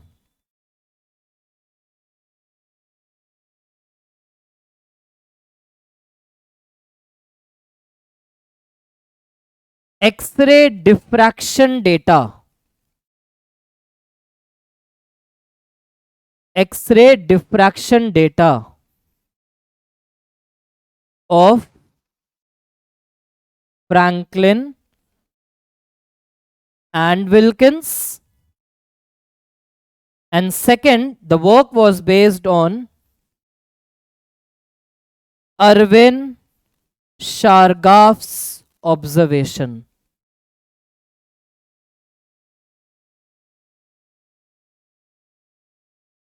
बहुत ट्विस्टेड हिस्ट्री है इसकी.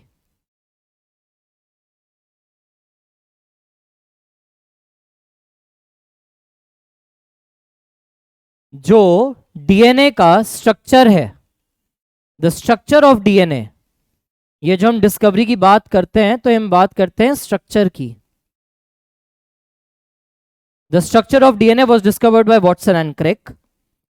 दिस डिस्कवरी वाज बेस्ड, इनका जो काम था पूरा का पूरा फ्रैंकलिन के एक्सरे डिफ्रैक्शन डेटा और शारगाफ के ऑब्जर्वेशन के बेसिस पर आया था. मिशर ने सबसे पहले बताया था कि भाई धागे जैसा कोई चीज एग्जिस्ट भी करता है न्यूक्लियस के अंदर. वो एसिडिक धागे हैं, ये भी उन्होंने बता दिया था. और ये मॉडल है double helix model. Single view देख लो इसका, सिंगल व्यू में पॉइंट्स लिख लो, then we will move forward. ठीक है, क्या क्या काम किया इन्होंने, what did they do, what did they discover. ये जो डबल हीलिक्स शेप है ना, double helix shape was discovered due to work of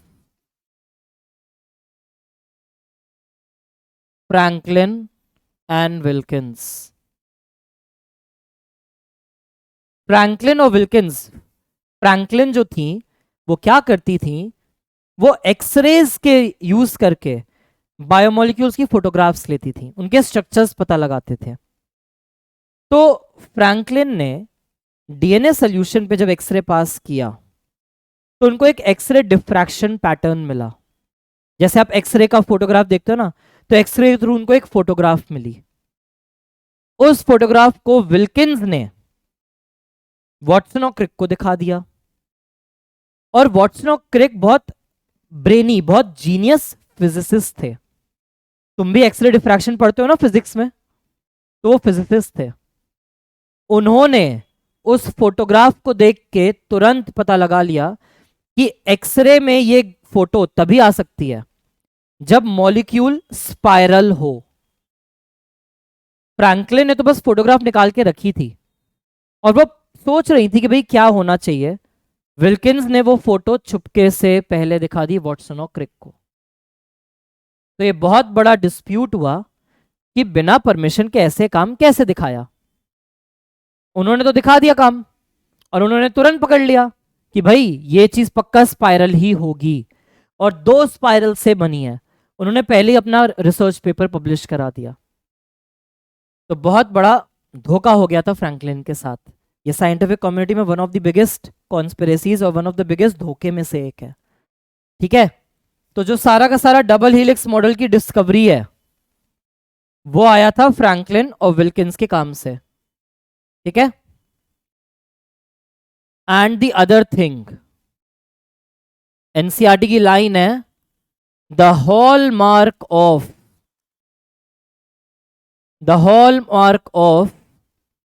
helix model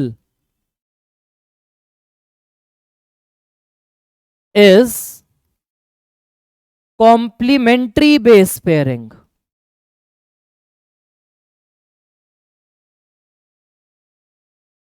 hallmark मतलब उसकी पहचान. तो चीजें हीलिक्स हैं, गोल गोल स्पाइरल में है, वो फ्रैंकलिन और विल्किंस के काम के बेसिस पर वॉटसन और क्रिक ने दुनिया को बताया। और ये जो डबल हेलिक्स मॉडल है, इसकी बहुत तगड़ी पहचान है कॉम्प्लीमेंट्री बेस पेयरिंग। भाई वो जो दो हीलिक्स हैं वो आपस में एक साथ रहते हैं ना, कैसे रहते हैं, तो वो बताता है कॉम्प्लीमेंट्री बेस पेयरिंग का कॉन्सेप्ट। और ये concept it was based on the works of Erwin Chargaff. तो वॉटसन और क्रिक ने बेसिकली साइंटिस्ट के कामों को समझ के, नॉलेज को जोड़ के हीलिक्स मॉडल दे दिया था। शारगाफ अपने काम पे लगे हुए थे, उनके अपने रिजल्ट थे। फ्रैंकलिन विल्किन का अपना काम था, कोई अपना रिजल्ट था। वॉटसन और क्रिक ने दिमाग चलाया, ये ऐसा है, ये ऐसा है, तो डीएनए ऐसा होना चाहिए। तो complementary base pairing was based on the work of Chargaff and helix model जो था it was based on the work of X-ray diffraction by Franklin and Wilkins. Chargaff ने क्या काम किया?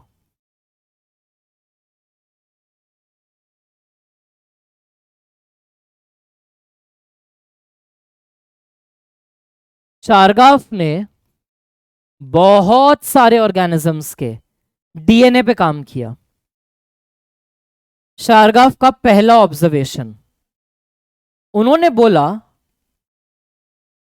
That concentration of purine is always equal to concentration of pyrimidine। Concentration के लिए square bracket का symbol लगाते हैं केमिस्ट्री में।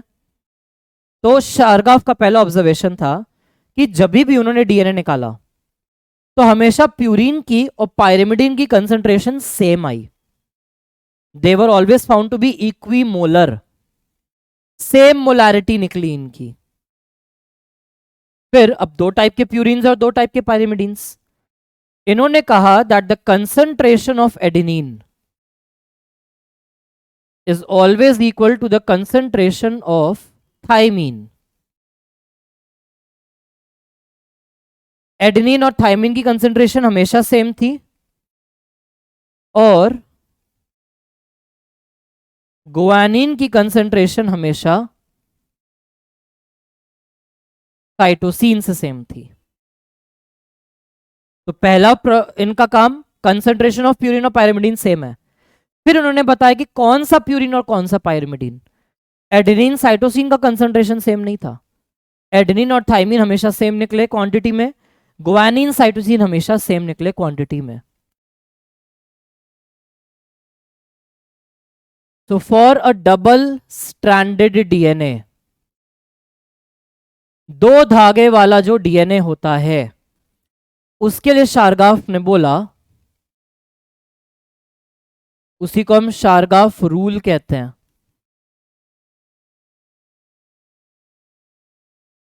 और ये शारगाफ रूल क्या कहता है? शारगाफ रूल क्या कहेगा भाई? A plus G will always be equal to T plus C. Adenine equal to thymine, guanine equal to cytosine. तो एडेनिन प्लस गुआनिन बन के प्यूरिन्स बन जाएंगे, थाइमिन और साइटोसिन जोड़ के पायरिमिडीन्स बन जाएंगे, which implies A plus G upon T plus C will always be equal to 1. Number of purines upon number of pyrimidine will always be equal to 1 for a double stranded DNA. इसको कहा जाता है शारगाफ्स rule. A plus G upon T plus C will always be equal to 1। ठीक है, तो शारगाफ की जो observation थी ना कि एडेनिन थाइमिन हमेशा सेम है, गुआनिन साइटोसिन हमेशा सेम है, इसके बेसिस पे वॉटसन और क्रिक ने बोला कॉम्प्लीमेंट्री बेसिस की पेयरिंग, ये एक पेयर है बेसिस का। उन्होंने कहा हमेशा प्यूरिन के साथ पायरिमिडीन आता है, हमेशा पायरिमिडीन के साथ प्यूरिन आएगा। और वॉटसन और क्रिक ने बोला कि adenine will always pair with thymine, guanine will always pair with cytosine. तो इस पेयरिंग को कहा जाता है कॉम्प्लीमेंट्री बेस पेयरिंग। तो ये शारगाफ के काम के बेसिस पर बताया। ठीक है, नेक्स्ट एक कॉन्सेप्ट होता है जिसे हम कहते हैं base ratio. Base ratio is number of adenine plus thymine divided by number of guanine plus cytosine. ये क्या है? Number of purine upon number of pyrimidine है। ये हमेशा 1 रहता है डबल स्ट्रैंडेड डीएनए के लिए, चाहे वो किसी भी स्पीशीज का हो। Number of AT upon number of GC, it is constant for a species but varies from one species to other.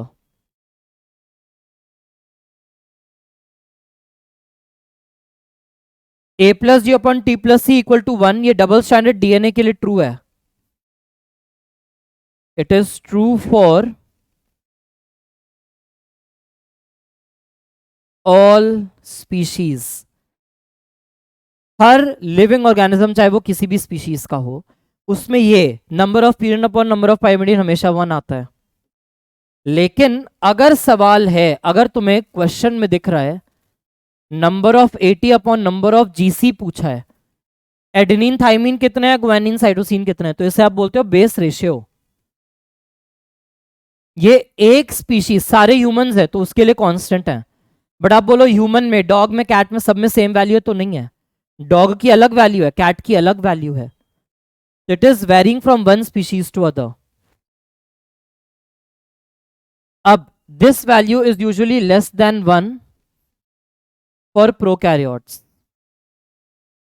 क्योंकि प्रोकैरियोट में जीसी ज्यादा होता है, एटी कम। And this value is greater than 1 for eukaryotes.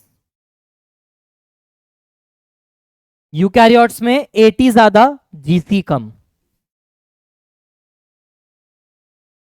For example अगर हम बात करते हैं ई कोलाई की, ई कोलाई बैक्टीरिया है, इसका बेस रेशियो आता है अराउंड 0.92। और अगर हम बात करते हैं यूकैरियोट्स में ह्यूमंस की, तो जनरली ये वैल्यू आती है ह्यूमंस में अराउंड 1.52। ठीक है, ये बेस रेशियो की हमारी वैल्यू आ जाती है। सिंगल व्यू में देख लो, you can watch, write down the single view.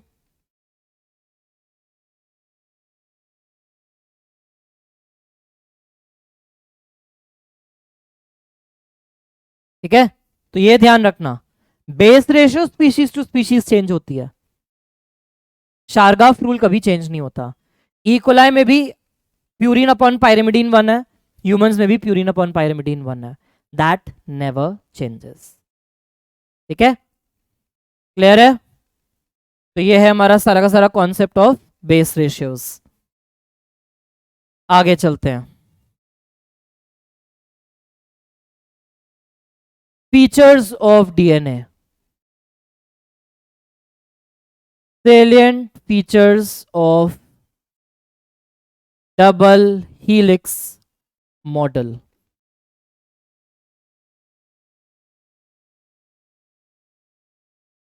तो जब हम डीएनए को देखते हैं,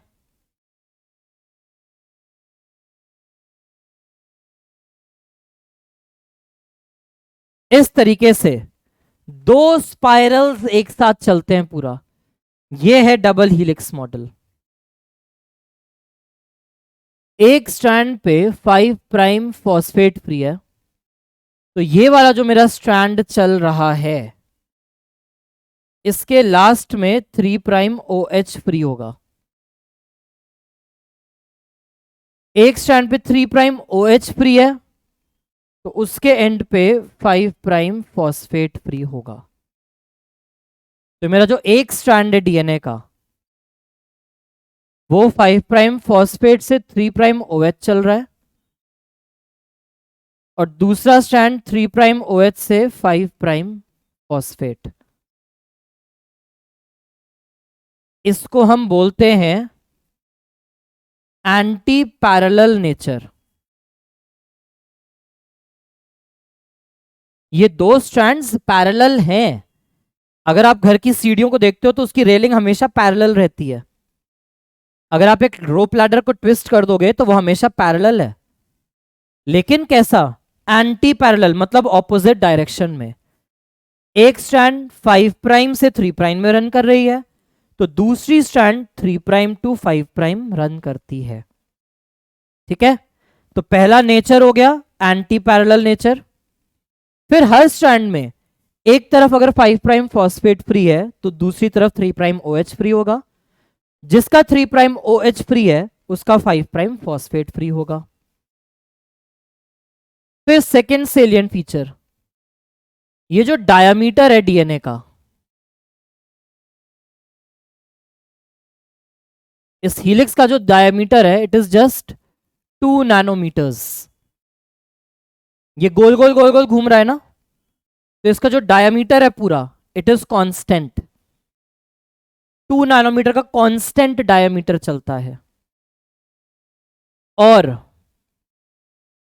एडेनिन 2 हाइड्रोजन बॉन्ड से थाइमीन से जुड़ता है, ग्वानिन 3 हाइड्रोजन बॉन्ड से साइटोसिन से जुड़ता है।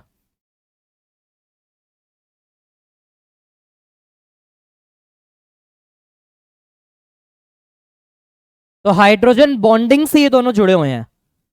और कॉम्प्लीमेंट्री बेस पेयरिंग, वॉटसन और क्रिक ने क्या बोला था? Adenine will always pair with thymine, guanine will always pair with cytosine. तो ये चीज शारगाफ के ऑब्जर्वेशन के बेस पर वॉटसन और क्रिक ने बताई थी। चीजें डबल हीलिक्स हैं, ये एक्सरे डिफ्रैक्शन फ्रैंकलिन के काम के बेसिस पर उन्होंने बता दिया। बहुत इंटेलिजेंट लोग थे वो। तो एंटी पैरेलल नेचर होता है, एक एंड पे 5 प्राइम दूसरे एंड पे 3 प्राइम OH फ्री होता है, डायमीटर 2 नैनोमीटर का कांस्टेंट होता है।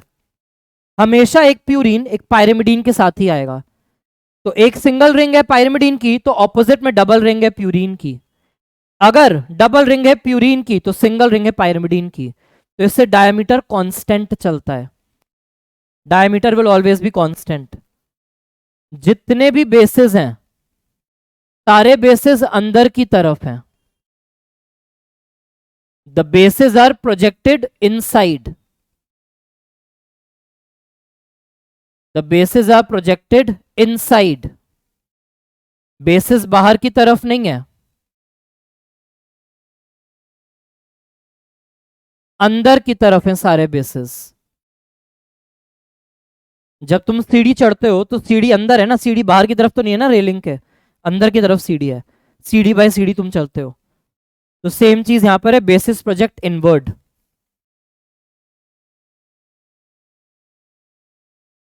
One base pair is above other with 36 degree difference।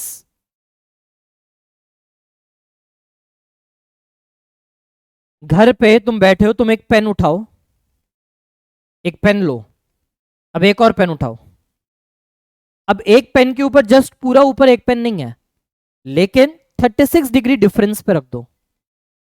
ठीक है, एक पेन रखो, 36 डिग्री के ऊपर दूसरा पेन, फिर 36 डिग्री के ऊपर एक और पेन, फिर 36 डिग्री के ऊपर एक और पेन, फिर 36 डिग्री के ऊपर एक और पेन। बैठ के ये एक्टिविटी करना घर पे, माइंड को फ्री करने के लिए करना। आइसक्रीम स्टिक्स ले लेना बाजार से खरीद के, ठीक है, या सेम बिल्कुल आइडेंटिकल बहुत सारे वुडन पीसेस ले लो, सेम आइडेंटिकल होने चाहिए वो साइज में पूरे। एक लकड़ी का टुकड़ा रखो, 36 डिग्री घुमा के फेविकॉल से दूसरी लकड़ी, 36 डिग्री घुमा के तीसरी लकड़ी, 36 डिग्री घुमा के चौथी लकड़ी। ऐसे 36 डिग्री करते करते कम से कम 20 आइसक्रीम स्टिक्स को रखते जाओ। ऑटोमेटिकली वो ट्विस्ट होती चली जाएगी और सेम प्लेन में ट्विस्ट होती जाएगी। तो one base pair is above other with 36 degree difference. और एनसीईआरटी ने क्या बताया ये धीरे धीरे घूमता जा रहा है। ये मेरा डीएनए जो है वो एक पॉइंट से दूसरे पॉइंट पे हमेशा ट्विस्ट होता जा रहा है।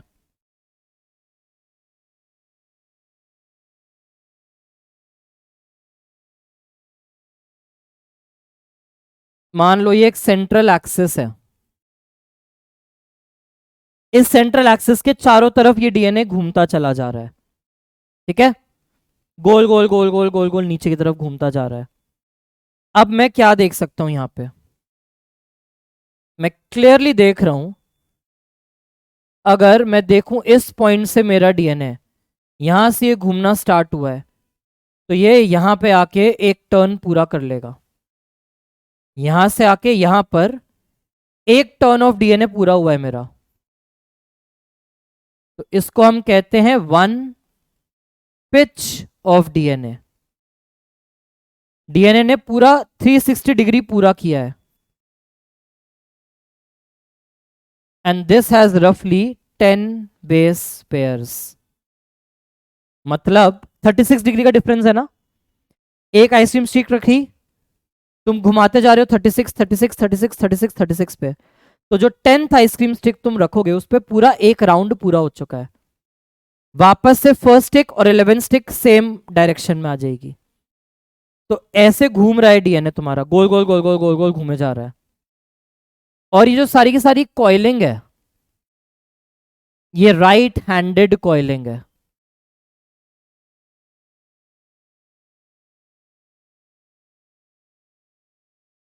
एक दो पेंसिल लो, एक पेंसिल पे रिबन को राइट साइड से घुमाओ, दूसरे पेंसिल पे रिबन को लेफ्ट साइड से घुमाओ, और दोनों रिबन्स को सामने फिर रख के देखो, विजुअली तुम्हें पता चलेगा। 2 डायमेंशन में क्लियर नहीं हो पाता। पेंसिल लो दो और उस पर रिबन घुमाना शुरू करो, एक में राइट साइड से घुमाना, एक में लेफ्ट साइड से घुमाना, देख के पता चलेगा राइट हैंडेड लेफ्ट हैंडेड का डिफरेंस। तो ये है सारे सेलियंट फीचर्स। ये जो पूरा हमने धागा बनाया है, ये जो हम पूरा धागा बना रहे हैं,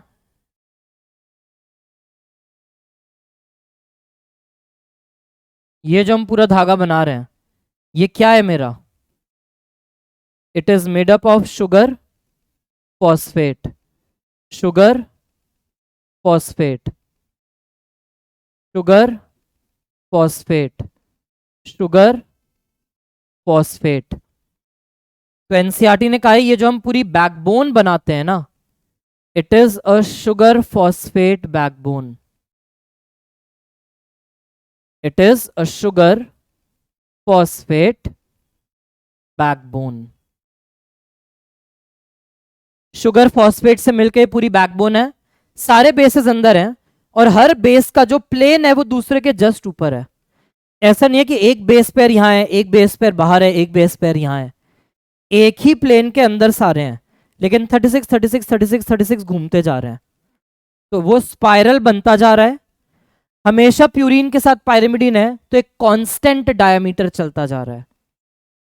तो ये इस बोर्ड पे हैं सारे salient features of the double helix. Right handed coiling है, पैरेलल नेचर है लेकिन ऑपोजिट डायरेक्शन का, तो एंटी पैरेलल। बेसेस अंदर एक के ऊपर एक है, 36 36 घूमते जा रहे हैं। तो हर 10 बेस पेयर के बाद एक पूरा राउंड कंप्लीट हो जाता है। तो वन राउंड को हम वन पिच कहते हैं। One round is one pitch.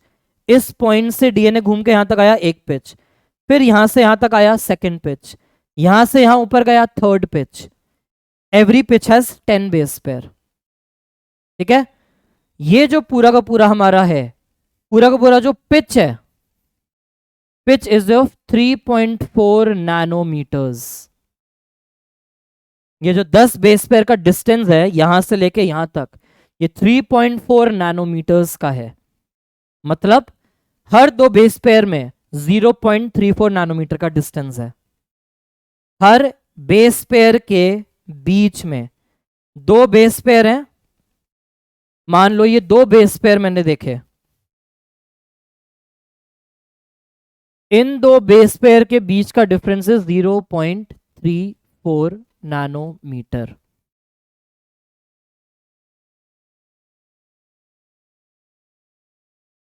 Distance between 2 base pairs. कैसे पता चला? क्योंकि जो पूरा का पूरा पिच है वो 3.4 नैनोमीटर का है और इसमें 10 बेस पेयर आते हैं। 3.4 डिवाइडेड बाय 10, 0.34 नैनोमीटर। एंगस्ट्रॉम में यूनिट चेंज हो जाती है, 34 एंगस्ट्रॉम बन जाता है। ठीक है, 34 एंगस्ट्रॉम में चेंज हो सकता है ये। क्लियर? 1 नैनोमीटर में 10 एंगस्ट्रॉम्स आते हैं, तो ये एंगस्ट्रॉम में बड़ा ध्यान रखना पड़ता है, आंसर चेंज हो जाता है। तो these are all the salient features of double helix. Single view में देख लिया। एंटी पैरेलल क्यों है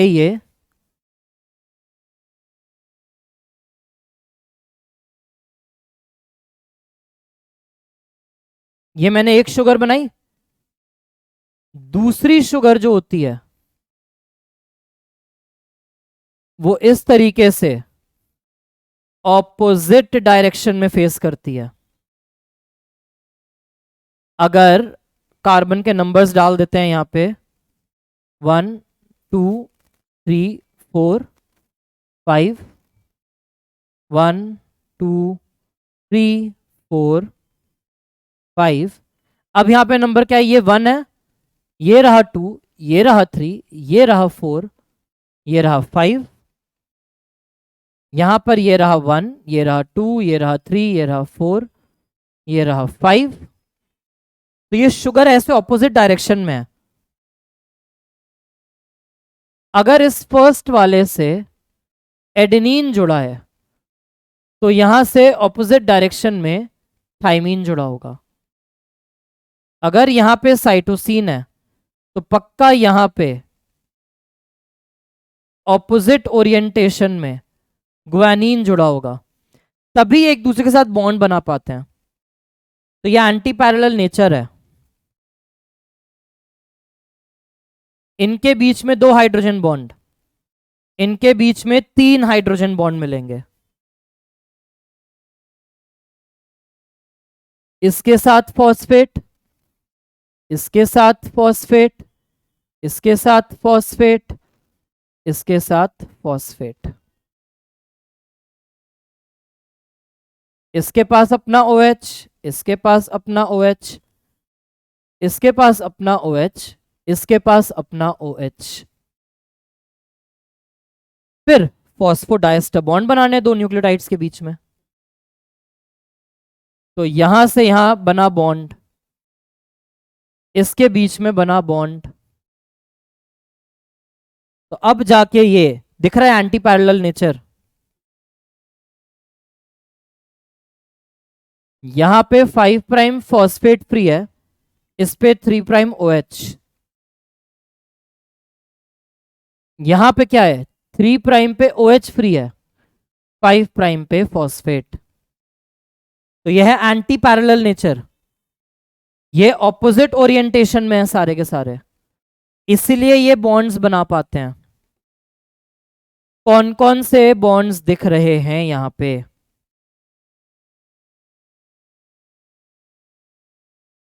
ये वाला मेरा क्या है? फिर से देख लो एक बार। यह है फॉस्फो एस्टर बॉन्ड। ठीक है, ये पूरा का पूरा ये है फॉस्फो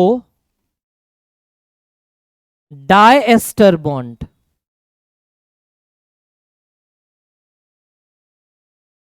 ये वाला bond is an glycosidic bond and these bonds are hydrogen bonds. तो ये है डबल हीलिक्स डीएनए का एंटी पैरेलल नेचर। अगर ये दोनों सेम डायरेक्शन में होते हैं तो सेम डायरेक्शन में होने पर इनकी बाइंडिंग साइट एक साथ नहीं आ पाती। नेचर का डिजाइन है ये, हम खाली डिजाइन समझ रहे हैं नेचर का। अगर तुम इसे सीधे ओरिएंटेशन में रख दोगे तो एडेनिन, थाइमीन, ग्वानिन, साइटोसिन की बाइंडिंग साइट आमने सामने नहीं आ पाती, तो आपका डीएनए जुड़ ही नहीं सकता कभी। इनका मॉडल ही ऐसा है कि एंटी पैरेलल नेचर दिखाते हैं। बेसिस अंदर की तरफ है, एक के ऊपर एक, बाहर की तरफ नहीं है। बैकबोन शुगर फॉस्फेट की है, शुगर फॉस्फेट की बैकबोन बनती है। ठीक है, this is the double helix model. यह है सारा का सारा डबल हीलिक्स स्ट्रक्चर। ठीक है, एनसीईआरटी एक बार देख लेते हैं।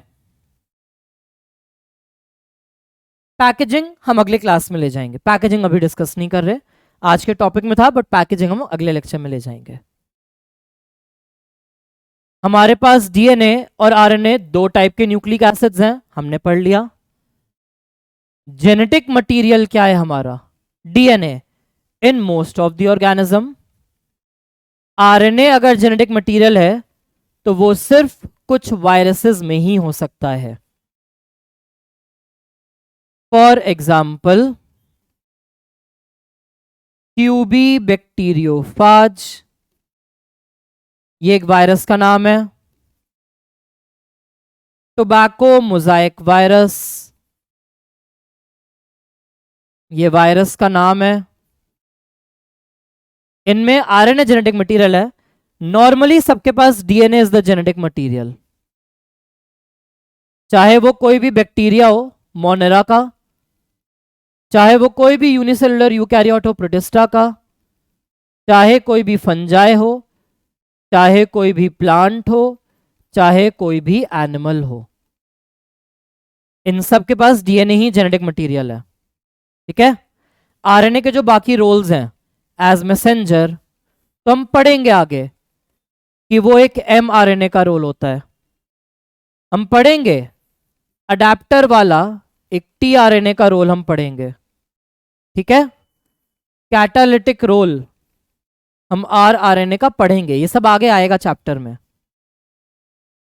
एनसीईआरटी की लाइंस हैं यहां पे सारी। दो टाइप के आरएनए हमने पढ़ लिए, डीएनए जेनेटिक मटेरियल पढ़ लिया।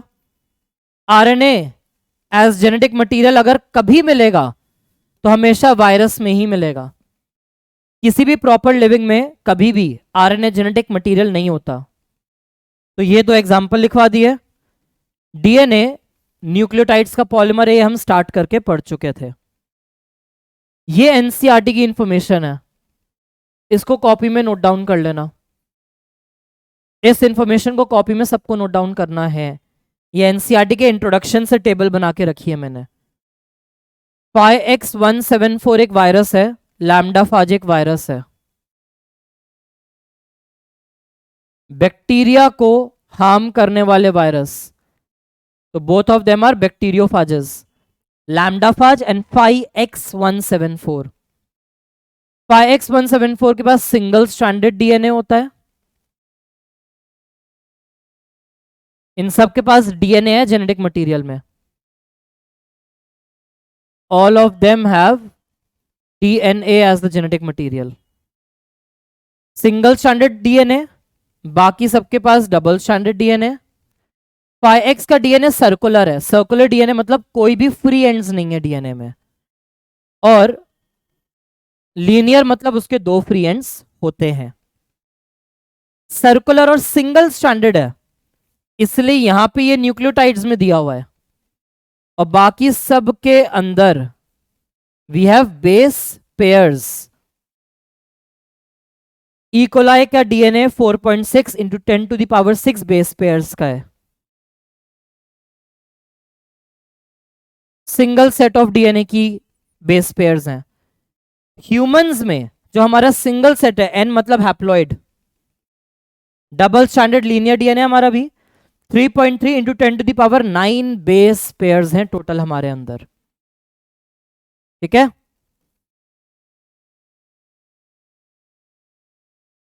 क्या समझाया एनसीईआरटी ने कि न्यूक्लियोटाइड में टोटल 3 कंपोनेंट हैं, nitrogenous base, pentose sugar, ribose for RNA, deoxy for DNA and phosphate group. दो टाइप के बेसिस का ग्रुप है, प्यूरिन्स में एडेनिन गुआनिन, पायरिमिडीन में साइटोसिन यूरासिल थाइमिन। फिर क्लियरली लिख दिया साइटोसिन कॉमन है दोनों के लिए, लेकिन थाइमीन डीएनए में मिलता है और यूरासिल आरएनए में। Nitrogenous base is linked to OH of first carbon of sugar through N-glycosidic linkage to form a nucleoside. हमने कहा कार्बन के पहले जो मेंबर हैं शुगर के अंदर, उनसे जाके नाइट्रोजीनस बेस जुड़ते हैं और न्यूक्लियोसाइड बन जाता है.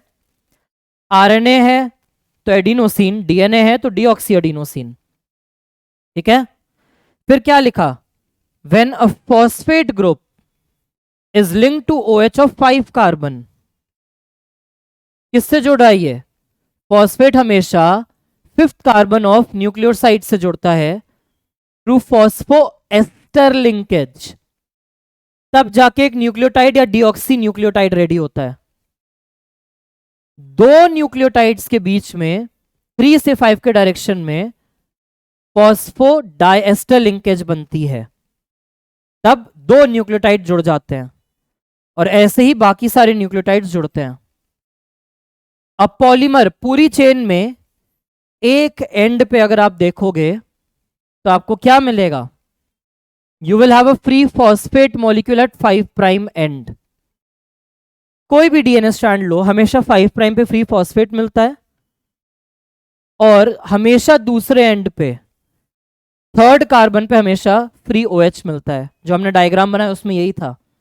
3rd कार्बन पे एक का OH फ्री है तो दूसरे पे 5 का फॉस्फेट, एक का 5 का फॉस्फेट फ्री है तो दूसरे के 3 का OH. ठीक है. बैकबोन जो है वो शुगर और फॉस्फेट ने बना रखी है. सारे के सारे मॉलिक्यूल्स, मॉइटी मतलब मॉलिक्यूल, आरएनए में देखेंगे तो हर न्यूक्लियोटाइड में हमने देखा एक एक्स्ट्रा OH है 2 प्राइम पोजिशन पे. Also in RNA uracil is found in place of thymine. Thymine का नाम दिया है 5 मिथाइल यूरासिल. यूरासिल के ही 5th पोजीशन पे मिथाइल लगा दोगे तो थाइमीन बन जाता है. ये हमने डिस्कस कर लिया, ये हमने डिस्कस कर लिया, ये हमने डिस्कस कर लिया. ठीक है. ये रही हमारी शुगर. हमने कहा फर्स्ट कार्बन से ही नाइट्रोजीनस बेस जुड़ता है. फर्स्ट कार्बन से ही नाइट्रोजीनस बेस जुड़ेगा हमेशा. 3rd एंड लास्ट वाले का फ्री है और 5th एंड पे फॉस्फेट हमेशा फ्री है. 3rd वाले से 5th वाले के बीच में फॉस्फेट के दोनों तरफ एस्टर बॉन्ड है तो ये पूरा कहलाता है 3 prime to 5 prime phosphodiester bond. ये अकेला मेंबर कहलाता है फॉस्फोएस्टर बॉन्ड. ठीक है. ये वाले बॉन्ड्स हैं ग्लाइकोसाइडिक बॉन्ड. ये भी हमने देख लिया सारा. एनसीईआरटी की ही लाइंस है सारी, कुछ भी तुम्हें कॉपी नहीं करना है, सारा का सारा एनसीईआरटी है. Everything is NCERT here. तो डीएनए एक एसिडिक सब्सटेंस है जो न्यूक्लियस के अंदर पाया जाता है. वो सबसे पहले मिशर ने 1869 में बताया था. उन्होंने उसको न्यूक्लिन टर्म दी. 1953 में वॉटसन और क्रिक ने डबल हीलिक्स मॉडल प्रपोज किया था. किस पे बेस था? एक्सरे डिफ्रैक्शन डेटा पे था, विल्किंस और फ्रैंकलिन के. हॉलमार्क पहचान क्या थी इसकी? Base pairing between 2 strands of chains. वो दोनों न्यूक्लियोटाइड चेन में एक बेस पेयरिंग है. बेसिस हाइड्रोजन बॉन्ड से जुड़ते हैं और कॉम्प्लीमेंट्री नेचर है. एडेनिन के सामने थाइमीन ही होगा, थाइमीन के सामने एडेनिन होगा, ग्वानिन के सामने साइटोसिन, साइटोसिन के सामने ग्वानिन होगा. It was based on the observations of Chargaff. Chargaff ने बताया था that the ratios between adenine thymine and guanine cytosine are constant and equal to 1. Adenine और थाइमीन सेम होते हैं, ग्वानिन साइटोसिन सेम होते हैं. ठीक है. The base pairing confers a property of stability. Hydrogen bonding जो होती है उसी से स्टेबिलिटी आती है. 2 चेन्स हमने देख ली. बैकबोन शुगर फॉस्फेट का हमने देख लिया. बेसिस अंदर की तरफ है, ये भी हम पढ़ चुके हैं, देख चुके हैं, लिख चुके हैं. दोनों चेन एंटी पैरेलल नेचर में है. एक 5 से 3 में तो दूसरा 3 से 5 में चल रहा था। बेसिस जो हैं उनकी पेयरिंग हाइड्रोजन बॉन्ड से हो रही है। एडेनिन 2 बॉन्ड बनाता है थाइमीन से। गुआनिन साइटोसिन के साथ 3 बॉन्ड बना के रहता है। एज अ रिजल्ट हमेशा purine comes opposite to pyrimidine. This generates a uniform distance between the two strands. तो वो 2 नैनोमीटर का डायमीटर हमेशा चलता है। ये दोनों चेन राइट हैंडेड कॉइलिंग में है।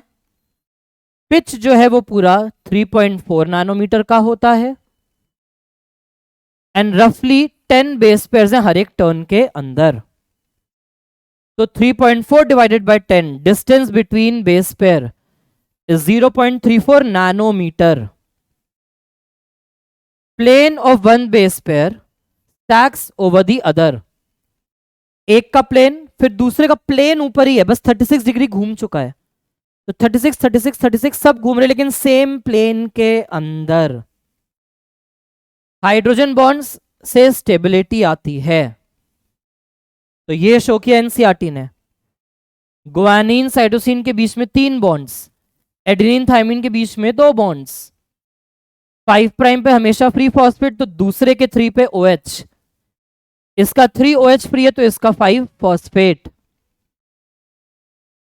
ठीक है, एडेनिन और थाइमिन, गुआनिन और साइटोसिन ही पेयर करेंगे।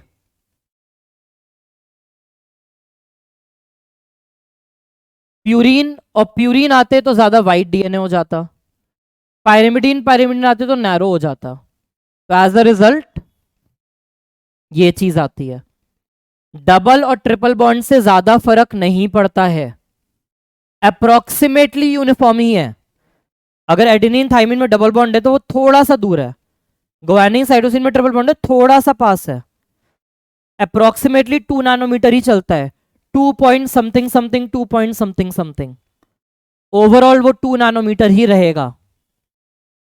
यहां इन्होंने एंगस्ट्रॉम्स में दिया हुआ है, तो 2 नैनोमीटर 20 एंगस्ट्रॉम, 3.4 नैनोमीटर 34 एंगस्ट्रॉम्स। ये मेजर और माइनर ग्रूव्स तुम्हें नहीं समझने। बैकबोन सारी की सारी शुगर फॉस्फेट की बनी हुई है। जीसी का प्लेन एटी के प्लेन के साथ ही आएगा। इसका शुगर इस डायरेक्शन में, इसका शुगर नीचे के डायरेक्शन में, तभी ये आपस में बॉन्ड बना पाएंगे, वरना इनका बॉन्ड नहीं बन सकता। ठीक है, क्लियर?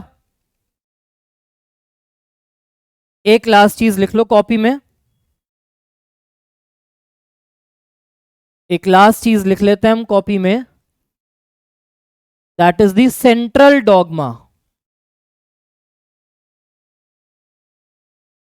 डॉगमा का मतलब होता है एक यूनिवर्सल लॉ।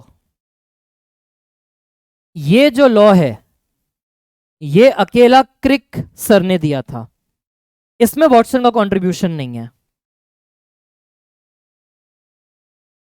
इन्होंने कहा था कि जो जेनेटिक इंफॉर्मेशन का फ्लो है वो यूनिडायरेक्शनल चलता है, डीएनए से आरएनए, और फिर उन्होंने कहा था आरएनए से बनता है प्रोटीन,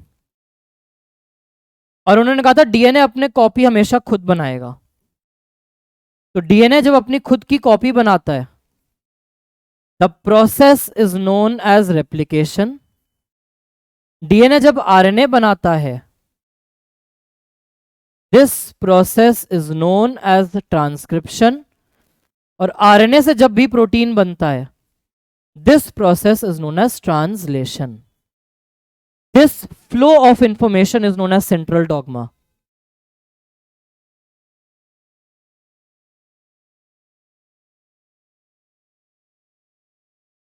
फ्लो ऑफ इंफॉर्मेशन हमेशा डीएनए से आरएनए से प्रोटीन ही रहती है।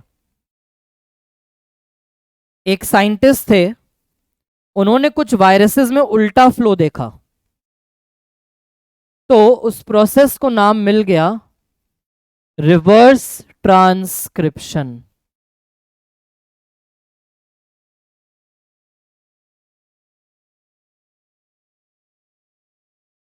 एनसीईआरटी ने यह पूछा है कि क्या उल्टा फ्लो भी मिल सकता है? तो आंसर है यस। कहां? Again in some viruses.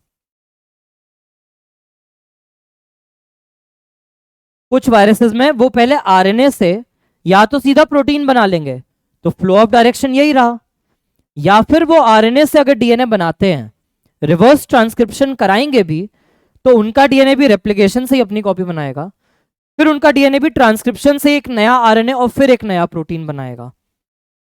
तो कुछ वायरसेस में टेमिना बाल्टिमोर ने रिवर्स ट्रांसक्रिप्शन भी डिस्कवर कर रखा है। सिंगल व्यू में देख लो, इसको ही बोलते हैं central dogma. This is known as the central dogma of molecular biology.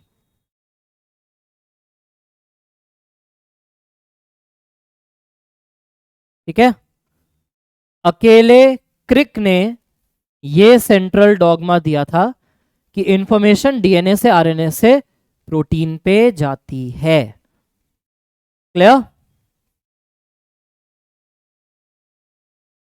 Packaging वाला कॉन्सेप्ट हम बाद में डिस्कस कर लेंगे।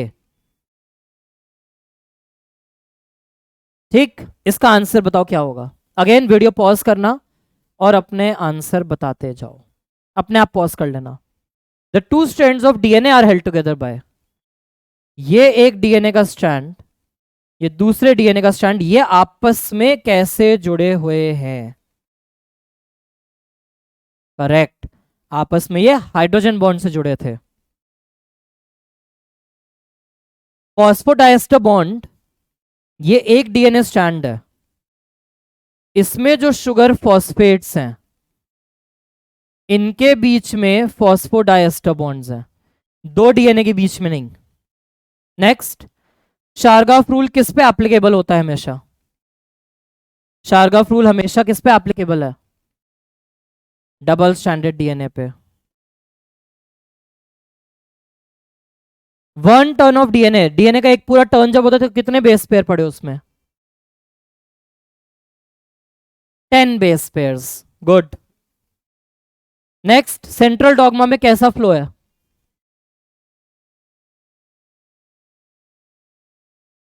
It is always DNA to RNA to protein. ठीक है, आरएनए से डीएनए बनेगा, लेकिन डीएनए से कभी भी डायरेक्टली प्रोटीन नहीं बन सकते। डीएनए से आरएनए बनेगा, आरएनए से आरएनए नहीं बन सकता। आरएनए से प्रोटीन बन सकता है, प्रोटीन से डीएनए नहीं बन सकता। ठीक है, ये वाला क्वेश्चन, डबल स्टैंडर्ड डीएनए में 20% साइटोसिन है, तुम्हें ढूंढना है एडेनिन कितना होगा। पॉज करो, सॉल्व करके देखो इसको। ठीक है, मैं बताता हूं। इन्होंने कहा साइटोसिन 20% है, शारगाफ ने क्या कहा था, जितना साइटोसिन होगा उतना ही गुआनिन भी होगा, तो गुआनिन भी हो गया 20%, दोनों मिलके हो गए 40%। अब 100% डीएनए में से अगर मैं जीसी माइनस कर दूं तो मेरे पास क्या बचेगा? खाली 80। तो 100 माइनस 40 इज 80। तो एडेनिन और थाइमिन सब मिला के 60% है। इसमें से मुझे पता है 30% एडेनिन और 30% थाइमिन, तो आंसर आ गया सी 30%। ये करो लास्ट क्वेश्चन, पॉज करके अपना अपना आंसर देखो क्या होगा यहां पे। Nitrogenous base is linked to pentose through a an glycosidic linkage, तो ये स्टेटमेंट है true. Phosphate group is linked to 5' OH of a nucleoside through phosphoester linkage, ये भी ट्रू है। दो nucleosides are linked through 3' 5' glycosidic linkage, गलत। दो nucleoside कभी लिंक नहीं होते, हमेशा दो न्यूक्लियोटाइड्स लिंक होंगे। फिर फोर्थ वाला भी हमने डिस्कस नहीं किया, फिफ्थ वाला भी हमने डिस्कस नहीं किया। क्या मैं इतने से सॉल्व कर सकता हूं? इन्होंने पूछा इनकरेक्ट, तो 3 वाला तो इनकरेक्ट होना ही चाहिए, वो यहां पर है, वो यहां पर है, लेकिन 1 और 2 तो ट्रू है, तो ये वाला ऑप्शन चला गया। अल्टीमेटली यही ऑप्शन सही होगा। ठीक है, तो फिफ्थ मेरा फॉल्स और ये मेरा ट्रू, ये हम नेक्स्ट क्लास में देखेंगे। लेकिन देखो एलिमिनेशन से भी क्वेश्चन हो जाता है। 1 2 और 3 बस तुम्हें पता, ये हमने आज पढ़ा, उसके बेसिस पे क्वेश्चन सॉल्व हो जाते हैं। ठीक है, आई रिपीट, पैकेजिंग वाला पार्ट हम अगले लेक्चर में ले जाएंगे। इतना लेक्चर आज किया है, नेक्स्ट लेक्चर में हम पैकेजिंग भी पढ़ेंगे। पैकेजिंग के बाद हम देखेंगे ये डीएनए का सारा जेनेटिक मटेरियल वाला कॉन्सेप्ट कैसे डिस्कवर हुआ। तो अलग अलग साइंटिस्ट के हम काम पढ़ेंगे। ठीक है, टिल देन अगेन थकना नहीं है, रेस्ट करो, रुकना नहीं है थक के। ठीक, take care, all the best, next lecture में मिलते हैं, बाय बाय।